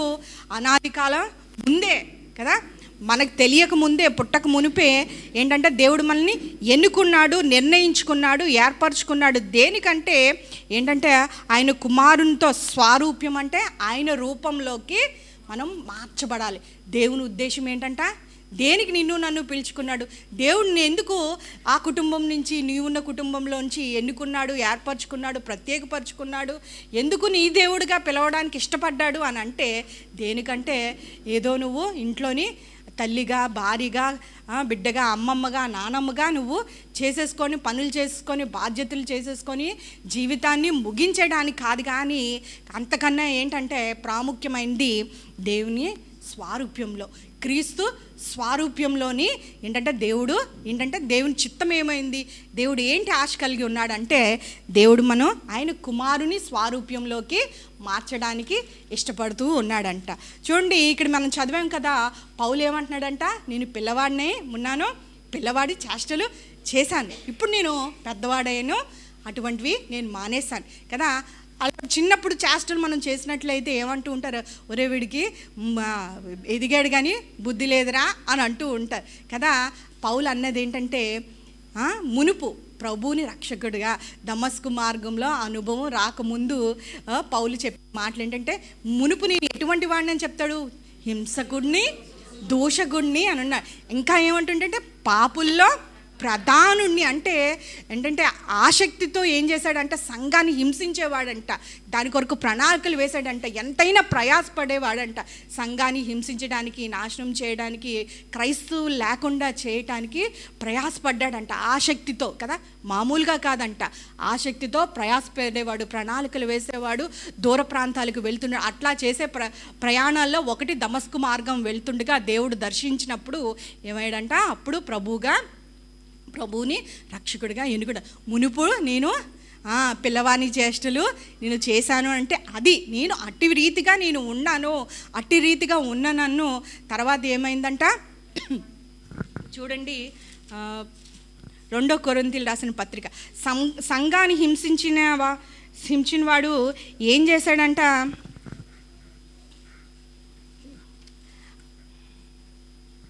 1 అనుకుంటాను, 1 కొరింథీయులు రాసిన పత్రిక 4:11, 1 కొరింథీయులు రాసిన పత్రిక 4:11లోని అటువంటి పౌలు ఇప్పుడు ఏం మాట్లాడుతున్నాడంటే, ఈ గడియ వరకు ఆకలి దప్పులు కలవారము, దిగంబరులము, పిడిగుద్దులు తినుచున్నాం. దేని కొరకంట? క్రీస్తు కొరకు. ఏంటి మార్పు అంట? సంఘాన్ని హింసించడానికి అహర్నిశలు శ్రమించిన వాడు, ప్రణాళికలు వేసిన వాడు ఏం చేస్తున్నాడంట? ఇప్పుడు ఆకలి దప్పులు కని ఉన్నాడంట, దిగంబరులుగా ఉన్నాడంట. ఎట్లంట? కొట్టడం కాదంట, ప్రభు నామం కొరకు, క్రీస్తు కొరకు, సువార్త ప్రకటించడం కొరకు, ఆయన సాక్షిగా ఉండటానికి కొరకు ఏం చేశాడంట? పిడిగుద్దులు తినుచున్నాడు. ఇంకొక దగ్గర ఉంటుంది చూడండి, ముమ్మారు బెత్తంతో కొట్టాను. ఒక మాట చూడండి, 11వ అధ్యాయం అనుకుంటాను, 2 కొరింథీ 11 అధ్యాయంలో 2 కొరింథీ 11:26 అనేక పర్యాయం 25 ముమ్మారు బెత్తంతో కొట్టబడి తిని. ఏంటంటమ్మా? ఇప్పుడు కొట్టేవాడు ఏం చేస్తున్నాడంట? కొడితే ఎవరు అడిగేవారు లేని పౌలు ఎటువంటి మార్పు వచ్చిందంట చూడండి, ముమ్మారు బెత్తంతో కొట్టారంట, కొట్టబడి ఒకసారి రాళ్లతో కొట్టబడ్డాడంట. ఇంకా శ్రమలన్నీ కింద చాలా ఉన్నాయి. అంటే అటువంటి పౌలు జీవితము ఎట్లా మారిందంట తర్వాత? క్రీస్తు కొరకు. అప్పుడు పౌలు ఏమంటాడంట? ఇకను జీవించిన వాడును నేను కాదు కానీ నా యందు నన్ను ప్రేమించి తన్ను తాను అర్పించుకున్న క్రీస్తు కొరకే నేను జీవిస్తున్నాను. బ్రతుకుటి క్రీస్తు, చావైతే లాభము. ఎంత సవాలుతో కూడిన ఆ మాటలు చెప్పగలరు. అటువంటి దూషకుడు, హింసకుడు, పాపుల్లో ప్రధాని అయిన పౌలు చెప్తున్న మాట ఏంటంటే, ఇప్పుడు మేము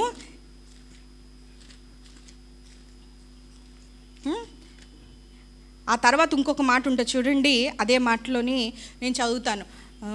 నిందింపబడి దీవిస్తున్నాము, హింసింపబడి ఓర్చుకున్నాము, దూషింపబడి ఎట్లాగంట? ప్రతిమాలుకుంటున్నాడంట. ఏంటంట? సువార్త విషయంలోని సువార్త ప్రకటించేటప్పుడు ఆ మార్పు చూసారా? ఏంటంట? ఇంకో నేను కాదు నా యందు క్రీస్తే అన్న రీతిలోని నిందింపబడుతున్నాడంట. నిందింపబడి దీవిస్తున్నాడు. ఏంటంట? ఇది క్రీస్తు స్వారూప్యం అంటే, ఇది క్రీస్తులో ఎదుగుదల అంటే. దీవిస్తున్నాడంట కదా, నిందిస్తున్నారంట. నిందించడానికి బదులు ఏం చేస్తున్నాడంట? పౌలు దీవిస్తున్నాడంట. హింసించబడుతున్నారంట, కొరడాలతో కొడుతున్నారు, రంపాలతో కోస్తున్నారు, అన్ని హింసలు పెడుతున్నారు కదా. అటువంటి అన్నిటికీ ప్రతీకారంగా తిరగబడలేదు, దూషించలేదు. ఇంకా తన అధికారాన్ని, రోమీయుడిగా తన అధికారాన్ని ఉపయోగించలేదు. కానీ ఏం చేశాడంట? ఓర్చుకొంచున్నాడు. ఎవరి కొరకు ఓర్చుకుంటున్నామమ్మా మనం? సిలువను సహించి ఓర్చుకుంటున్నాము. ప్రతి అవమానాన్ని నిర్లక్ష్యపెట్టి దేని కొరకంట? క్రీస్తు ఓర్చుకున్నారు, మన ప్రభు ఓర్చుకున్నాడు. ముందున్న ఆనందం కొరకే అంట. ఏంటంట? ప్రతి అవమానాన్ని నిర్లక్ష్యపరిచి ఉన్నాడు. ఏంట ఆనందం అంటే, నీవు నేను కూడా క్రీస్తుతో సదాకాలము ఎక్కడ కూర్చోబెట్టడానికంట? ఆయన కుడి పార్శ్వమున కూర్చుండబెట్టడానికి కదా. నీవు నేను అటువంటి ఆనందం కొరకు ఆయన ప్రతి నిందను, ప్రతి అవమానాన్ని, ప్రతి హింసను ఏంటంటే ఆయన నిర్లక్ష్య పెట్టి ఉన్నారు క్రీస్తు కొరకు. కింద చూడండి, దూషింపబడి ఏం చేస్తున్నారమ్మా? బ్రతిమాలుకుంటున్నారంట, దూషిస్తున్నారంట, అవమానిస్తున్నారంట. ఇది ఎక్కడైనా జరుగుతుందమ్మా? ఈనాటి కాలంలోని ఈ మాటలన్నీ ఎక్కడైనా జరుగుతాయా? ఎవరినన్నా బ్రతిమాలుకుంటామా? వాళ్ళు మనం తిడుతున్నారు, దూషిస్తున్నారు, రావద్దంటున్నారు, హేళన చేస్తున్నప్పుడు క్రీస్తు కొరకు, క్రీస్తు సువార్త ప్రకటించడానికైనా, క్రీస్తుని చూపించడానికన్నా ఎట్లాగుందంట? బ్రతిమాలుకుంటున్నాం. చాలా అరుదైపోతున్నాయి ఇటువంటి లక్షణాలు. అసలు మామూలుగా మనిషిగా బ్రతకటమే కష్టమైపోతుంది ఈ రోజుల్లోని. అట్లాంటిది క్రీస్తుని చూపించాలి కదా. అంటే క్రీస్తుకు సమానమైన ఏంటంట? సంపూర్ణతలోకి మనము ఎదగాలంట. ఎన్ని విషయాల్లోనంట? అన్ని విషయాల్లోని ఎదగాలంట.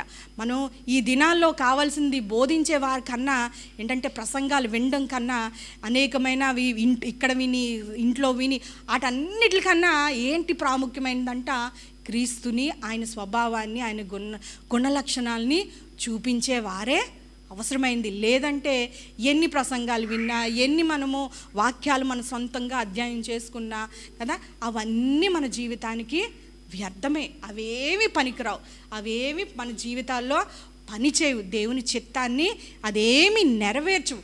దేవుడు ఏంటంటే వస్తుందే ఉన్న అటువంటి వారు నేను ఎప్పుడు అనుకుంటా, అటువంటి భక్తి దేవుడికి అవసరం లేదు. అటువంటి భక్తి చేసే స్త్రీలు, పురుషులు అసలు అవసరమే లేదు దేవుడికి కదా. పౌరుషం గలవారు ఉండాలి, దేవుని కొరకు ఆసక్తి కలవారవై ఉండాలంట. దేవుని కొరకు ఏంటంటే సమయం గతించిపోతుంది, జీవితం కూడా life has become very uncertain. ఎప్పుడు వినలేనన్ని రోగాలు కదా, అటువంటి రోగాలు మనం వింటున్నాం. ఎప్పుడు వినలేనంటి ప్రమాదాలు వింటున్నాం, ఆకస్మిక మరణాలు వింటున్నాం, ప్రమాదాలు వింటున్నాం, యుద్ధాలు వింటున్నాం, యుద్ధ సమాచారాలు వింటున్నాం. అటువంటి రీతిగా ఏంటంటే life has become very uncertain. మనం ఊహించలేని రీతిగా ఈరోజు ఈ మనుషులు కనబడుతున్నారంటే రేపటి దినానం అవసరం లేదు, ఆ సెకండ్కి, ఆ మరుసటి రోజుకి, గంటకి కూడా కనుమరుగైపోతున్నారు. అటువంటి దినాల్లో సమయమే దినములు చెడ్డవే కాకుండా దినములు ఎట్లాగైపోయాయి అంట, చాలా కొద్దిగా అయిపోయి. ఇంకను దేవుని రాజ్యం ఇంకేమంటుందంట, దేవుడు నేను త్వరగా వచ్చుచున్నాను. నేను వచ్చుచున్నాను అనొచ్చు కదా దేవుడు, ఎందుకు పరిశుద్ధాత్ముడు రాయాలంటే త్వరగా వచ్చుచున్నాను. అట్లాగా అన్ని త్వరగా దినములు చెడ్డగా ఉన్నాయి, దినములు ఏంటంటే ఆయన రాకడ సిద్ధంగా ఉన్నది. అటువంటి దినాలన్నీ ఎరిగి ఉండి మనము ఏంటంట దేవుని కొరకు ఆసక్తి లేని వారముగా మనము ఉండడానికి అసలు వీలే లేదు. ఎందుకంటే బలా నమ్మకమైన మంచి దాసుడా, బలా నమ్మకమైన మంచి అధికారి, మంచి డాక్టర్ అని దేవుడు క్రీస్తుకి దాసుల వలె మనము జీవిస్తేనే అప్పుడు ఏమంటాడంటే దేవుడు సంతోషిస్తూ ఉంటాడు. బలా నమ్మకమైన మంచి దాసుడా. ఒకసారి ఏమైందంటే ఒకసారి ఒక మిషనరీ ఆఫ్రికా ఖండానికి వెళ్ళి సువార్త ప్రకటించడానికి వెళ్ళారంట. ఆ మిషనరీ వెళ్ళిన తర్వాత ఆయన చెప్తూ ఉన్నారంట, 2000 సంవత్సరాల క్రితము ఒక యేసయ్య మనిషి అవతారిగా ఈ లోకంలోకి వచ్చి ఉన్నాడు. ఆయన పాపుల్ని ఎంతో ప్రేమించాడు, ఆయన పాపుల్ని ఆదరించేవాడు, గుడ్డివారికి స్వస్థత ఇచ్చేవాడు, మోగవారిని అట్లాగా అద్భుతాలన్నీ చెబుతూ ఆయన పాపులంటే ప్రేమించేవారు, కుష్ఠరోగుల్ని ప్రేమించేవాడు, వాళ్ళని పలకరించేవాడు, ఆదరించేవాడు అని సువార్తను అన్నీ చెప్పిన తర్వాత అట్లాగా ఆ ప్రసంగం అయిపోయిన వెంటనే ప్రజలందరూ అంటే మాకు ఆయన ఎవరో తెలుసు, మేము చూసాము, ఆయన మాకు బాగా తెలుసు, మా మధ్యనే ఉండేవాడు అని చెప్పి అంటున్నప్పుడు మళ్ళీ ఈ మిషనరీ అంటారంట, అది అలా కుదరదే, ఆయన ఎలా తెలుస్తుంది మీకు, అట్లా ఉండటానికి వీల్లేదే. ఎందుకంటే ఆయన 2000 సంవత్సరాల క్రితమే ఆయన బ్రతికారు, జన్మించారు, చనిపోయారు, సిలువ వేయబడ్డారు, సమాధి చేయబట్టి ఆహరణమై మళ్ళా తిరిగి రానే ఉన్నాడు. అట్లాగా ఉంటే లేదు మాకు ఆయన బాగా తెలుసు, మేము చూసాము, మేము విన్నామని చెప్పి ఆయన చూపించింది. ఆ మిషనరీని ఒక సమాధి దగ్గరికి తీసుకెళ్లారంట. ఆ సమాధి దగ్గర తీసుకెళ్ళేసరికి అది ఎవరిదంట, డేవిడ్ లివింగ్స్టన్ అనే సమాధి. బహుశా మిషనరీలు అందరిలో కల్లా 2 సమాధులు ఉన్నది ఆయనదే అని నేను అనుకుంటున్నాను. ఎందుకంటే ఆయన ఎంతో ప్రేమించేవాడు, ఆయన ప్రార్థించినప్పుడు స్వస్థతలు జరిగేవి, మా మధ్య ఉండేవారు, మీరు చెప్పిన లక్షణాలన్నీ ఆయనలో ఉన్నాయి, మాకు కనిపించాయి, మమ్మల్ని ఎవ్వరు పట్టించుకునేవారు కాదు, ఎవరికి మేము అవసరం లేదు ఈ ప్రపంచానికి. ఈ చీకటి ఖండంలోకి వచ్చి ఈ క్రీస్తుని వెలుగుని, సువార్తను మమ్మల్ని వెలిగించింది, మా హృదయాలు వెలిగించింది, మేము పాపంలో ఉంటే మిమ్మల్ని రప్పించే దేవుడు ఉన్నాడు అని చెప్పి మాకు బోధించింది ఈయనే. మేము ప్రేమించాం కాబట్టి ఆయన హృదయాన్ని మా దగ్గర మేము ఉంచుకున్నాము, ఆయన శరీరాన్ని ఆయన దేశానికి మేము పంపించాము అని చెప్పారంట. చూసారా, డేవిడ్ లివింగ్స్టన్ గారు ఎట్లా చూపించారంటే ఆ చీకటి ఖండంలోని క్రీస్తు వలె మాట్లాడారు. అటువంటి లక్షణాలన్నీ చూసి ఏమనుకున్నారంటే వాళ్ళు పొరపాటు పడ్డారు. ఏమనుకున్నారంటే ఆ ప్రజలందరూ పొరపాటు, మాకు ముందే తెలుసు, ఆయన మాకు తెలుసు, మీరు తెలియదు అనుకుంటున్నారు, మా మధ్య ఉన్నారు, ఆయన సమాధి కూడా మా దగ్గరే ఉంది అని పొరపాటుని మనల్ని ఎవరన్నా అనుకుంటున్నారమ్మా, మనల్ని క్రీస్తు వలె మాట్లాడుతున్నారు. మిమ్మల్ని అడిగే ప్రశ్న నేను కూడా అడిగే వచ్చుకున్నాను. నేను నా దగ్గర ఎవరన్నా మనల్ని అంటున్నారమ్మా, క్రీస్తు వలె మాట్లాడుతున్నావు, మీరు క్రైస్తవులా అని ఎవరన్నా మనల్ని అడిగారా, అడుగుతున్నారా? ఎవరు కదమ్మా, చాలా కష్టమైపోతుంది ఈ దినాల్లో. అందుకే ఏంటంటే క్రీస్తు వలె మనము మాట్లాడగలగాలి, క్రీస్తు వలె మనం ప్రేమ చూపించగలి. ఎందుకంటే దేవుడు మనం ఈ లోకానికి ఉప్పై ఉన్నాం, ఈ లోకానికి వెలుగై ఉన్నాం. ఆ ఉప్పు, ఆ వెలుగు ఎందుకంటే వారి జీవితాల్లో, చీకటి జీవితాల్లోని, లేదంటే సారం లేని జీవితాల్లో, సంతోషం లేని జీవితాల్లోని ఏంటంటే అన్నం అంతా తిని ఉప్పేసి చూడు అని అంటారు, ఏదో సామెత ఉంది కదా, అట్లాగా ఎంత రుచిగా వండని ఉప్పు తక్కువైతే దాన్ని మనం తినలేం కదా. అట్లాగే మనం ఈ లోకానికి మన ఇంటి మట్టుకే కాదు కానీ లోకానికి మనకి వెలుగై ఉంచాడంట, మనల్ని ఉప్పై ఉన్నాడంట. దేవుడు అట్టి ఆధిక్యతని ఇచ్చినప్పుడు, అట్టి భాగ్యాలు ఇచ్చినప్పుడు, ఇజ్రాయేలు నీ భాగ్యం ఎంత గొప్పది కదా. మనల్ని ఎక్కడ కూర్చోబెట్టాడంటే దేవుడు మనల్ని ఆయన కూర్చోబెట్టి ఉన్నాడు. చూడండి, ఎఫెసీయులకు రాసిన మన భాగ్యాలన్నీ మనం చూస్తాం. చూడండి, క్రీస్తు యేసునందు 2వ అధ్యాయం 7వ మాట.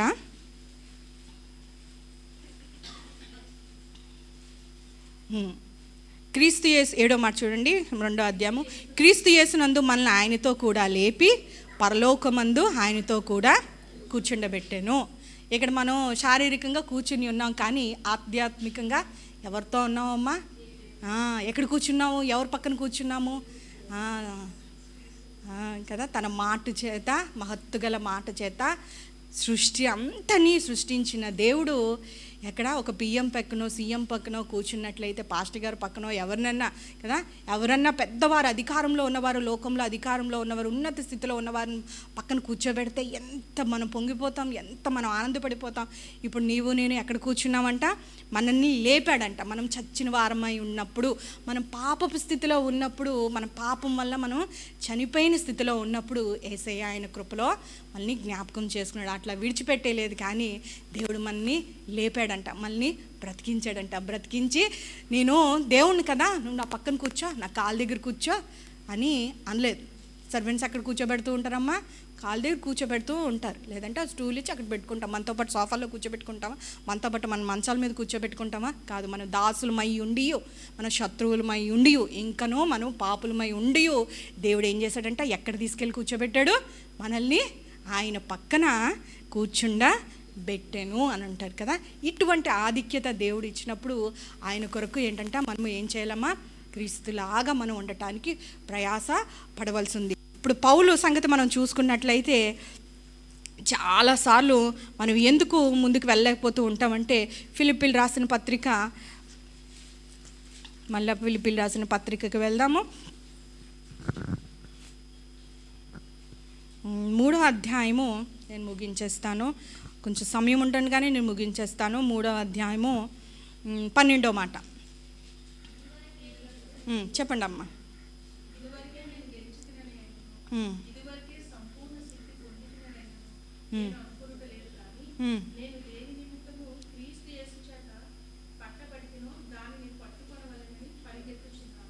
ఏంటమ్మా?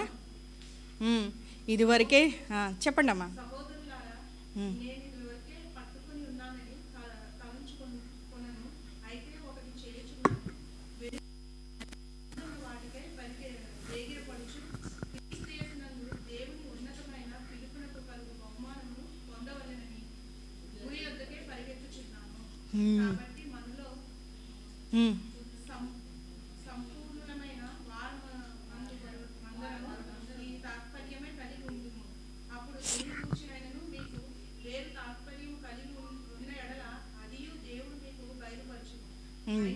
చాలు సిస్టర్, చాలమ్మా. అక్కడ 14 మాట చూద్దాం. క్రీస్తు యేసునందు దేవుని ఉన్నతమైన పిలుపునకు కలుగు బహుమానమును పొందవలెనని. దేని కొరకు పరిగెడుతున్నాం? దేని వరకు ఈ ప్రయాస? దేని కొరకు ఈ ప్రయత్నం? ఎందుకు ఎదగాలి? ఎందుకు అంటే ఏంటంట, నిజమే, దేవునికి ఇష్టము, దేవునికి నియమము, అది దేవుడు ఆశించేది. కానీ ఏంటంట, ఉన్నతమైన పిలుపునకు కలుగు బహుమానం పొందవలెనని గురి యొద్దకే పరుగెత్తుచున్నాము. కాబట్టి మనలో సంపూర్ణులమైన వారందరము ఎవరైతే అనుకుంటున్నామో కదా, సంపూర్ణమై ఉన్నాము, మేము బాగానే ఉన్నాము, మా ఆత్మీయ స్థితి ఈజ్ ఓకే, నాట్ గుడ్, ఏమంతా మేమేం తీసుకోలేదు మిగతా వాళ్ళకి అని అనుకున్న వారం అందరం ఏంటంట, ఏం చేయాలంట? కలిగి ఉందము. ఈ తాత్పర్యమే కలిగి ఉందము. పైన ఏముంటో చూడండి. పౌలు ఏమనుకుంటున్నాడంటే, ఇదివరకే ఎవరు అనుకుంటున్నారు? పౌలు 14 పత్రికలు రాసిన వాడు, 3 ఖండాల్లో దేవుని సువార్త అనేకమైన సంఘాలు స్థాపించిన వాడు ఏమంటున్నాడంటే, ఇప్పుడు ఆఖరిగా ఈ ఫిలిప్పీలు రాసిన పత్రిక ఎక్కడి నుంచి రాశాడమ్మా? చెరసాలలోంచి. ఆ తర్వాత ఇంకొన్నాళ్ళు బ్రతికి దాని తర్వాత మరణం అవుతూ ఉంటాడు. చెరసాల పత్రికలు అన్నమాట ఈ ఫిలిప్పీలు రాసిన పత్రిక. ఏంటంటే, ఇదివరకే నేను గెలిచితినని, నేను ఇదివరకే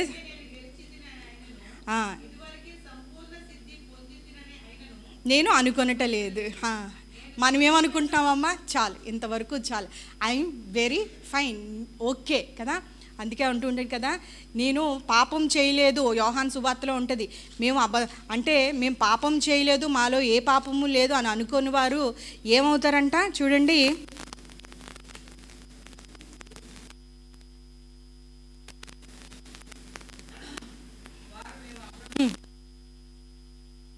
మనము పాపం లేని వారమని చెప్పుకుని ఎడల 1:8 అక్క, 1 యోహాను 1:8, మనం పాపం లేని వారమని చెప్పుకుని ఎడల మనల్ని మనమే మోసపుచ్చుకొందుము మరియు మనలో సత్యం ఉండదు. ఏంటంట, మనం బాగానే ఉన్నాం, ఫైన్, వీఆర్ ఓకే, మనకెందుకు ఎదుగుదల, మనకెందుకు దేవుడు అని అనుకున్న వారి అందరికీ ఏంటంటే మనం అబద్ధం అవుతాం, సత్యం ఉండదు, మనల్ని మనం మోసపుచ్చు ఏంటంటే కొందుమంట. ఇంకొక మాట చూడండి, 2 చదవచ్చు.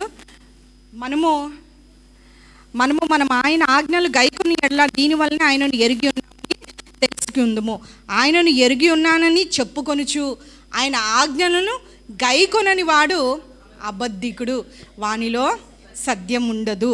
కానీ ఇంకోటి చూడండి, 6 కింద 2వ మాట నుంచి, ఆయన యందు నిలిచి ఉన్నవాడని చెప్పుకున్నవాడు ఆయన ఎలాగూ నడుచుకొనెనో అలాగే తానును నడుచుకొన బద్ధుడై ఉన్నాడు. మనం ఆయన యందు ఉన్నామని దీనివలన తెలుసుకొనిచున్నాము. ఏంటంట, మనుషులు మనం మోసపించకూడదు. నీకేం నువ్వు బాగానే ఉన్నా, ఆత్మీయ స్థితి, నువ్వు వెళ్తూనే ఉంటావు, చక్క ప్రార్థన చేసుకుంటావు, కూటాలకి అన్నిటికి వెళ్తావు, వాక్యం చదువుకుంటావు, అట్లాగా మనుషులు తప్పుడు బోధలు మనల్ని మాయ చేయకూడదు, లేదంటే మనుషులు మనని ఏంటంటే అట్లా మోసపుచ్చకూడదు. ఇంకోటి ఏంటంటే మనమే మోసపరుచుకోకూడదు. ఆత్మీయ స్థితిలోని ఒక మాట ఉంటుంది, maturity is not how high you jump in praise but how straight you walk in obedience. అర్థమైందమ్మా ఎవరికైనా? అంటే ఒక మాటలో చెప్తే ఏంటంటే, నువ్వు ఆరాధనలో కానీ ఎంత ఎత్తుకి పైకి ఎగురుతున్నావు అనేది కాదు, కానీ ఏంటంటే ఎంత తిన్నగా దేవునికి విధేయతలో ఎదుగుతున్నావు అనేది, అది ఏంటంట పరిపక్వతకు సూచన, నిదర్శనమై ఉన్నది అంట. అంటే మన మాటకి మన బాటకి ఏంటంట సరి సమానంగా ఉంటుంది. మనం ఏమి నమ్మామో ఎట్లాగుంది, how you believe and what you believe and how you behave. విన్నాం, చూసాం, కానీ అట్లాగా మన జీవితాల్లో అన్వయించుకుంటున్నామా, ఆ మాటకు విధేయత చూపిస్తున్నామా అనేది చాలా ప్రాముఖ్యమైనది. వినడం మట్టుకే అయితే కాదు, కానీ ఆ విన్న వాక్యం మనలో పనిచేయాలంటే ఏం చేయాలంటే, ఆ వాక్యం ఏం చేస్తుందంటే చూడండి, యెషయా రాసిన గ్రంథము 55వ అధ్యాయంలో దేవుని వాక్యం కొరకు మాట్లాడుతూ 10వ మాటలో చూడండి,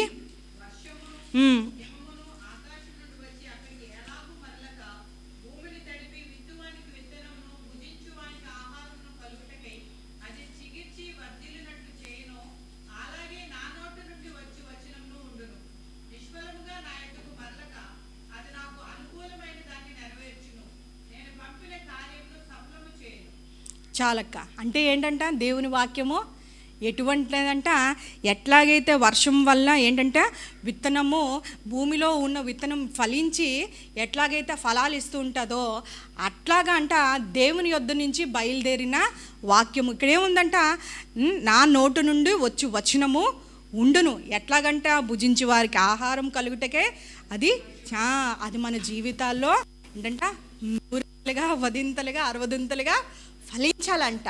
దానికి మనము అవకాశం ఇవ్వాలంట. మన హృదయంలో లోపల నాటబడిందే అయితే ఆ వాక్యం ఏంటంట, యాకోబు అంటూ ఉంటాడు, ఎక్కడ నాటబడాలంట, గచ్చ పొదల్లో ముళ్ళ పొదలతోనే అయితే అది ఫలించదు. కానీ ఎప్పుడు దాని కార్యం మనం చూస్తాం, ఎప్పుడు దేవుని వాక్యం అంట ఇప్పుడంటే దానికి విధేయత చూపించినట్లు చెప్పింది వెంటనే మరి మాట్లాడకుండా, వితౌట్ రీజన్స్ కదా. సారెపతి విధవరాలు ఏం చేసిందంట, నీ అప్పంలోని మొదట నాకు ఇవ్వు, మిగతా నువ్వేదన్నా చేసుకో అంటే రీజన్స్ ఏమీ లేవు, మాట్లాడలేదు. దైవజనుడు అన్నాడు వెంటనే, మళ్ళీ ఇంకటి ఏమీ మాట్లాడలేదు కదా.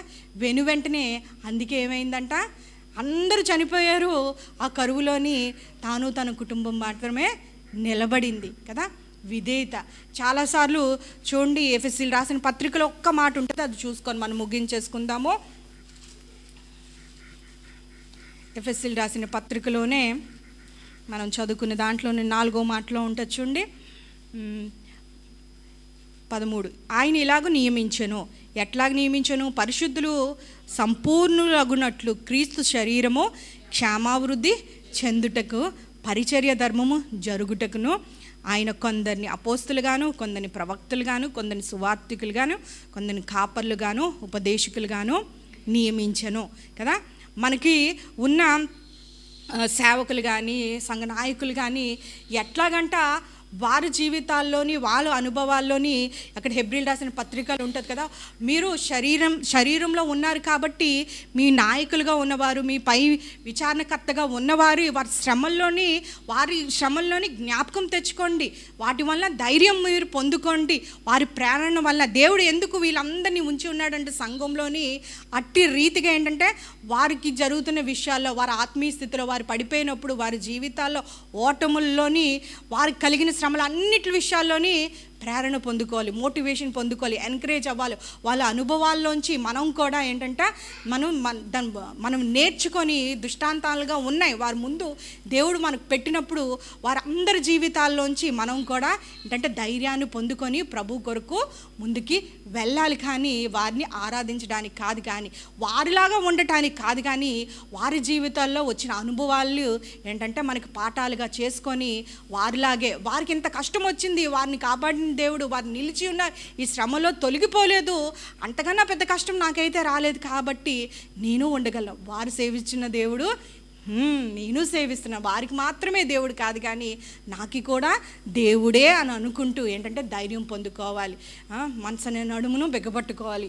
ఈ లోకంలో వారి వలె జీవించడానికి, క్రీస్తు వలె ఉండటానికి, ఆయన సంపూర్ణతలోకి, ఆయన గుణగణాలు, ఆయన స్వభావాల్లోకి మనం వెళ్ళటానికి మనము ప్రయాసపడాలి.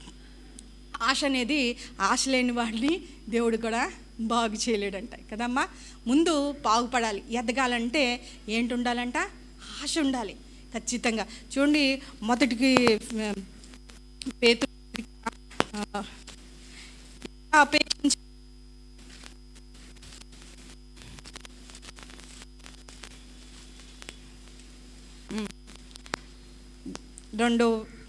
మొదటి పేతురు 2వ అధ్యాయము 3వ మాట చూడండి. ప్రభు దయాళుడని మీరు రుచి చూచిన ఎడల సమస్తమైన దుష్టత్వమును, సమస్తమైన కపటమును, వేషధారణయు, అసూయు, సమస్త దూషణ మాటలను మాని క్రొత్తగా జన్మించిన శిశువును పోలిన వారే నిర్మలమైన వాక్యాన్ని పాలవల రక్షణ విషయంలో ఎదుగు నిమిత్తము ఆ పాలను అపేక్షించుడి. అంటే దేవుని వాక్యం కొరకు ఏంటంట ఎదగాలని ఆశపడిన వారము ఏం చేయాలంట? దేవుని వాక్యం కొరకు సావాసమందు, ప్రార్థన యందు ఎడతెగక మనము నిలిచి ఉండాలి. దినములు చెడ్డమైనప్పుడు ఏంటంట, హెబ్రీలు రాసిన పత్రికలో ఇంకా అందుకంటే అన్నీ చూసినట్లయితే మనం కొన్ని ఈ సెలవుల్లో మర్చిపోయి ఉంటాం కదమ్మా. ఎక్కడుంటుందా మాట? ఎట్లాగా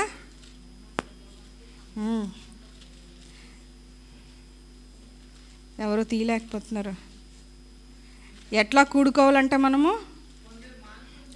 కొందరు మానుకున్నట్లుగా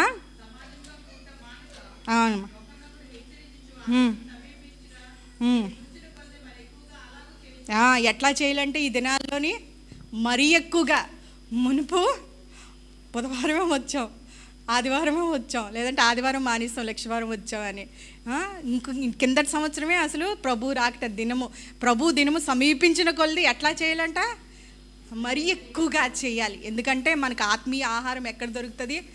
మనుషుడు రొట్టె వల్ల మాత్రమే కాదు, కానీ దేనివల్ల అట్లాగన్నీ దొరికే స్థలానికి రావాలంటే ఏం చేయాలి? మునుపటి కంటే ఏం చేస్తున్నాడు పౌలు?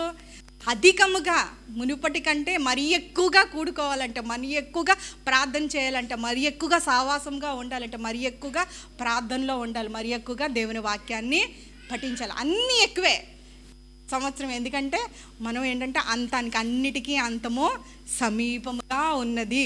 అంతం రాకము కదా. దేవునిలో మనము ఎదగతూ ఉండాలి, దేవుని కొరకు ఎదుగుతూ ఉండాలి. ఎప్పుడు ఈ లోకంలో ఉన్నప్పుడు ఏంటంటే మనం ఇక్కడైతే ప్రభు స్వారూప్యం అయితే క్రీస్తులోకి అయితే క్రీస్తు వలె మనము ఉండలేం. కానీ ఎప్పుడంట ఇది ఒక ఆటోమేటిక్గా లేదంటే ఇన్స్టెంట్గా ఏదో అకస్మాత్తుగా ప్రభు వలె మనం మారిపోం. కానీ ఏంటంట చాలా క్రమమైన చాలా స్లో ప్రాసెస్. ఎప్పటి నుంచి అంట రక్షణ పొందిన దగ్గర నుంచి ఈ లోకంలో ఇంకా చెప్పాలంటే ఈ జీవిత కాలం అంతయు దేవుడు ఆయన స్వరూపంలో చెక్కుతూ మారుస్తూ ఉంటాడు కదా. ఏవైతే ఆయాస్కరంగా ఉన్నాయో, ఏవైతే అడ్డుగా ఉన్నాయో, ఏవైతే మనకి ఆయనకి ఇష్టం లేనివైతే, ఏ పాపంలో పడిపోతున్నామో, ఏదైతే జయించలేకపోతున్నామో, ఏ విషయంలో మనల్ని సరిచేయవలసి ఉందో ఆ విషయంలో దేవుడికి ఎక్కడ మనల్ని సరిచేయాలో, ఎక్కడ సరిచేస్తే ఏ స్విచ్ ఎక్కడ నొక్కితే మనం లొంగుతామో, ఏ రోగం మనకు పెడితే ఎక్కడ ఉంటామో, ఏది మన బాధ మన కృంగదీసేది వస్తే ప్రభు సన్నిధికి వస్తామో అవన్నీ ఆ శ్రమల కొలంలోని మనని తీసుకెళ్తాడు, చెక్కుతాడు, మలుచుతాడు. ఎప్పటి వరకు అంట కంసాలి అది కరిగించేటప్పుడు ఎంతవరకు అంట ఆయన ముఖము సువర్ణము బంగారాన్ని కరిగించి దానిలో మలినాన్ని అన్నీ తీసివేస్తాడానికి ఒక పాయింట్ ఉంటుందంట. ఎంతవరకు మరిగిస్తాడు, ఎంతవరకు హీట్ చేస్తాడంట, ఆయన ముఖము అందులో కనబడాలంట.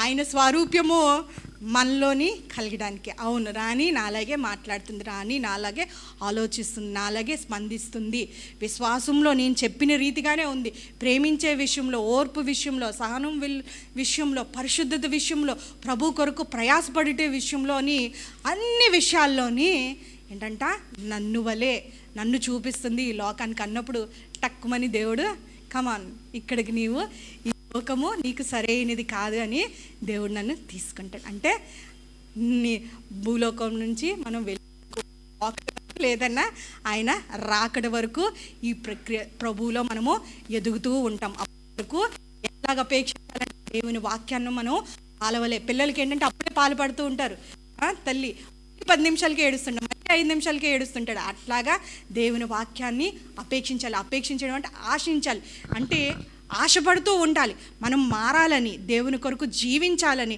దేవుని కొరకు మనం మారాలని ప్రయత్నం అయితే చేయాలి. మనం మారిపోతామని కాదు, కానీ అది మన జీవితకాలం అంతా ప్రభువులో మారడానికి మనం ఆశపడాలి. ఏంటంటే తీర్మానం తీసుకోవాలి. ఈ సంవత్సరం అంతా ఎట్లా అంటే ఆ వాక్యానికి మనం విధేయత చూపిస్తామని దేవునితో ఒక మాట, చిన్న మాట ప్రార్థన చేసుకొని మనం ముగిద్దాము. కళ్ళు మూసుకున్నట్లయితే.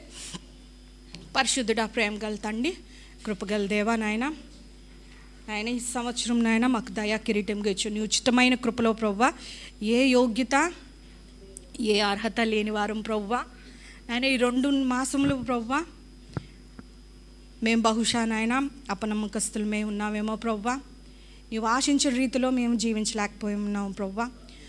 గురి కలిగి మేము జీవించటకు ప్రభువా, పందెపు రంగంలో మేము ముందుకు సాగిపోవటకు నాయన మీ సహాయం దయచేయమని వేడుకుంటున్నాం. ఏ విషయంలోనైనా మేము ఓటంపాలమవుతున్నామో, ఆగిపోయామేమో ప్రభు, ఆత్మీయ స్థితిలో దిగజారిపోయామేమో ప్రభు నాయన, మమ్మల్ని లేవనెత్తమని వేడుకుంటున్నాం ప్రభు, మమ్మల్ని కడగమని వేడుకుంటున్నాం ప్రభు.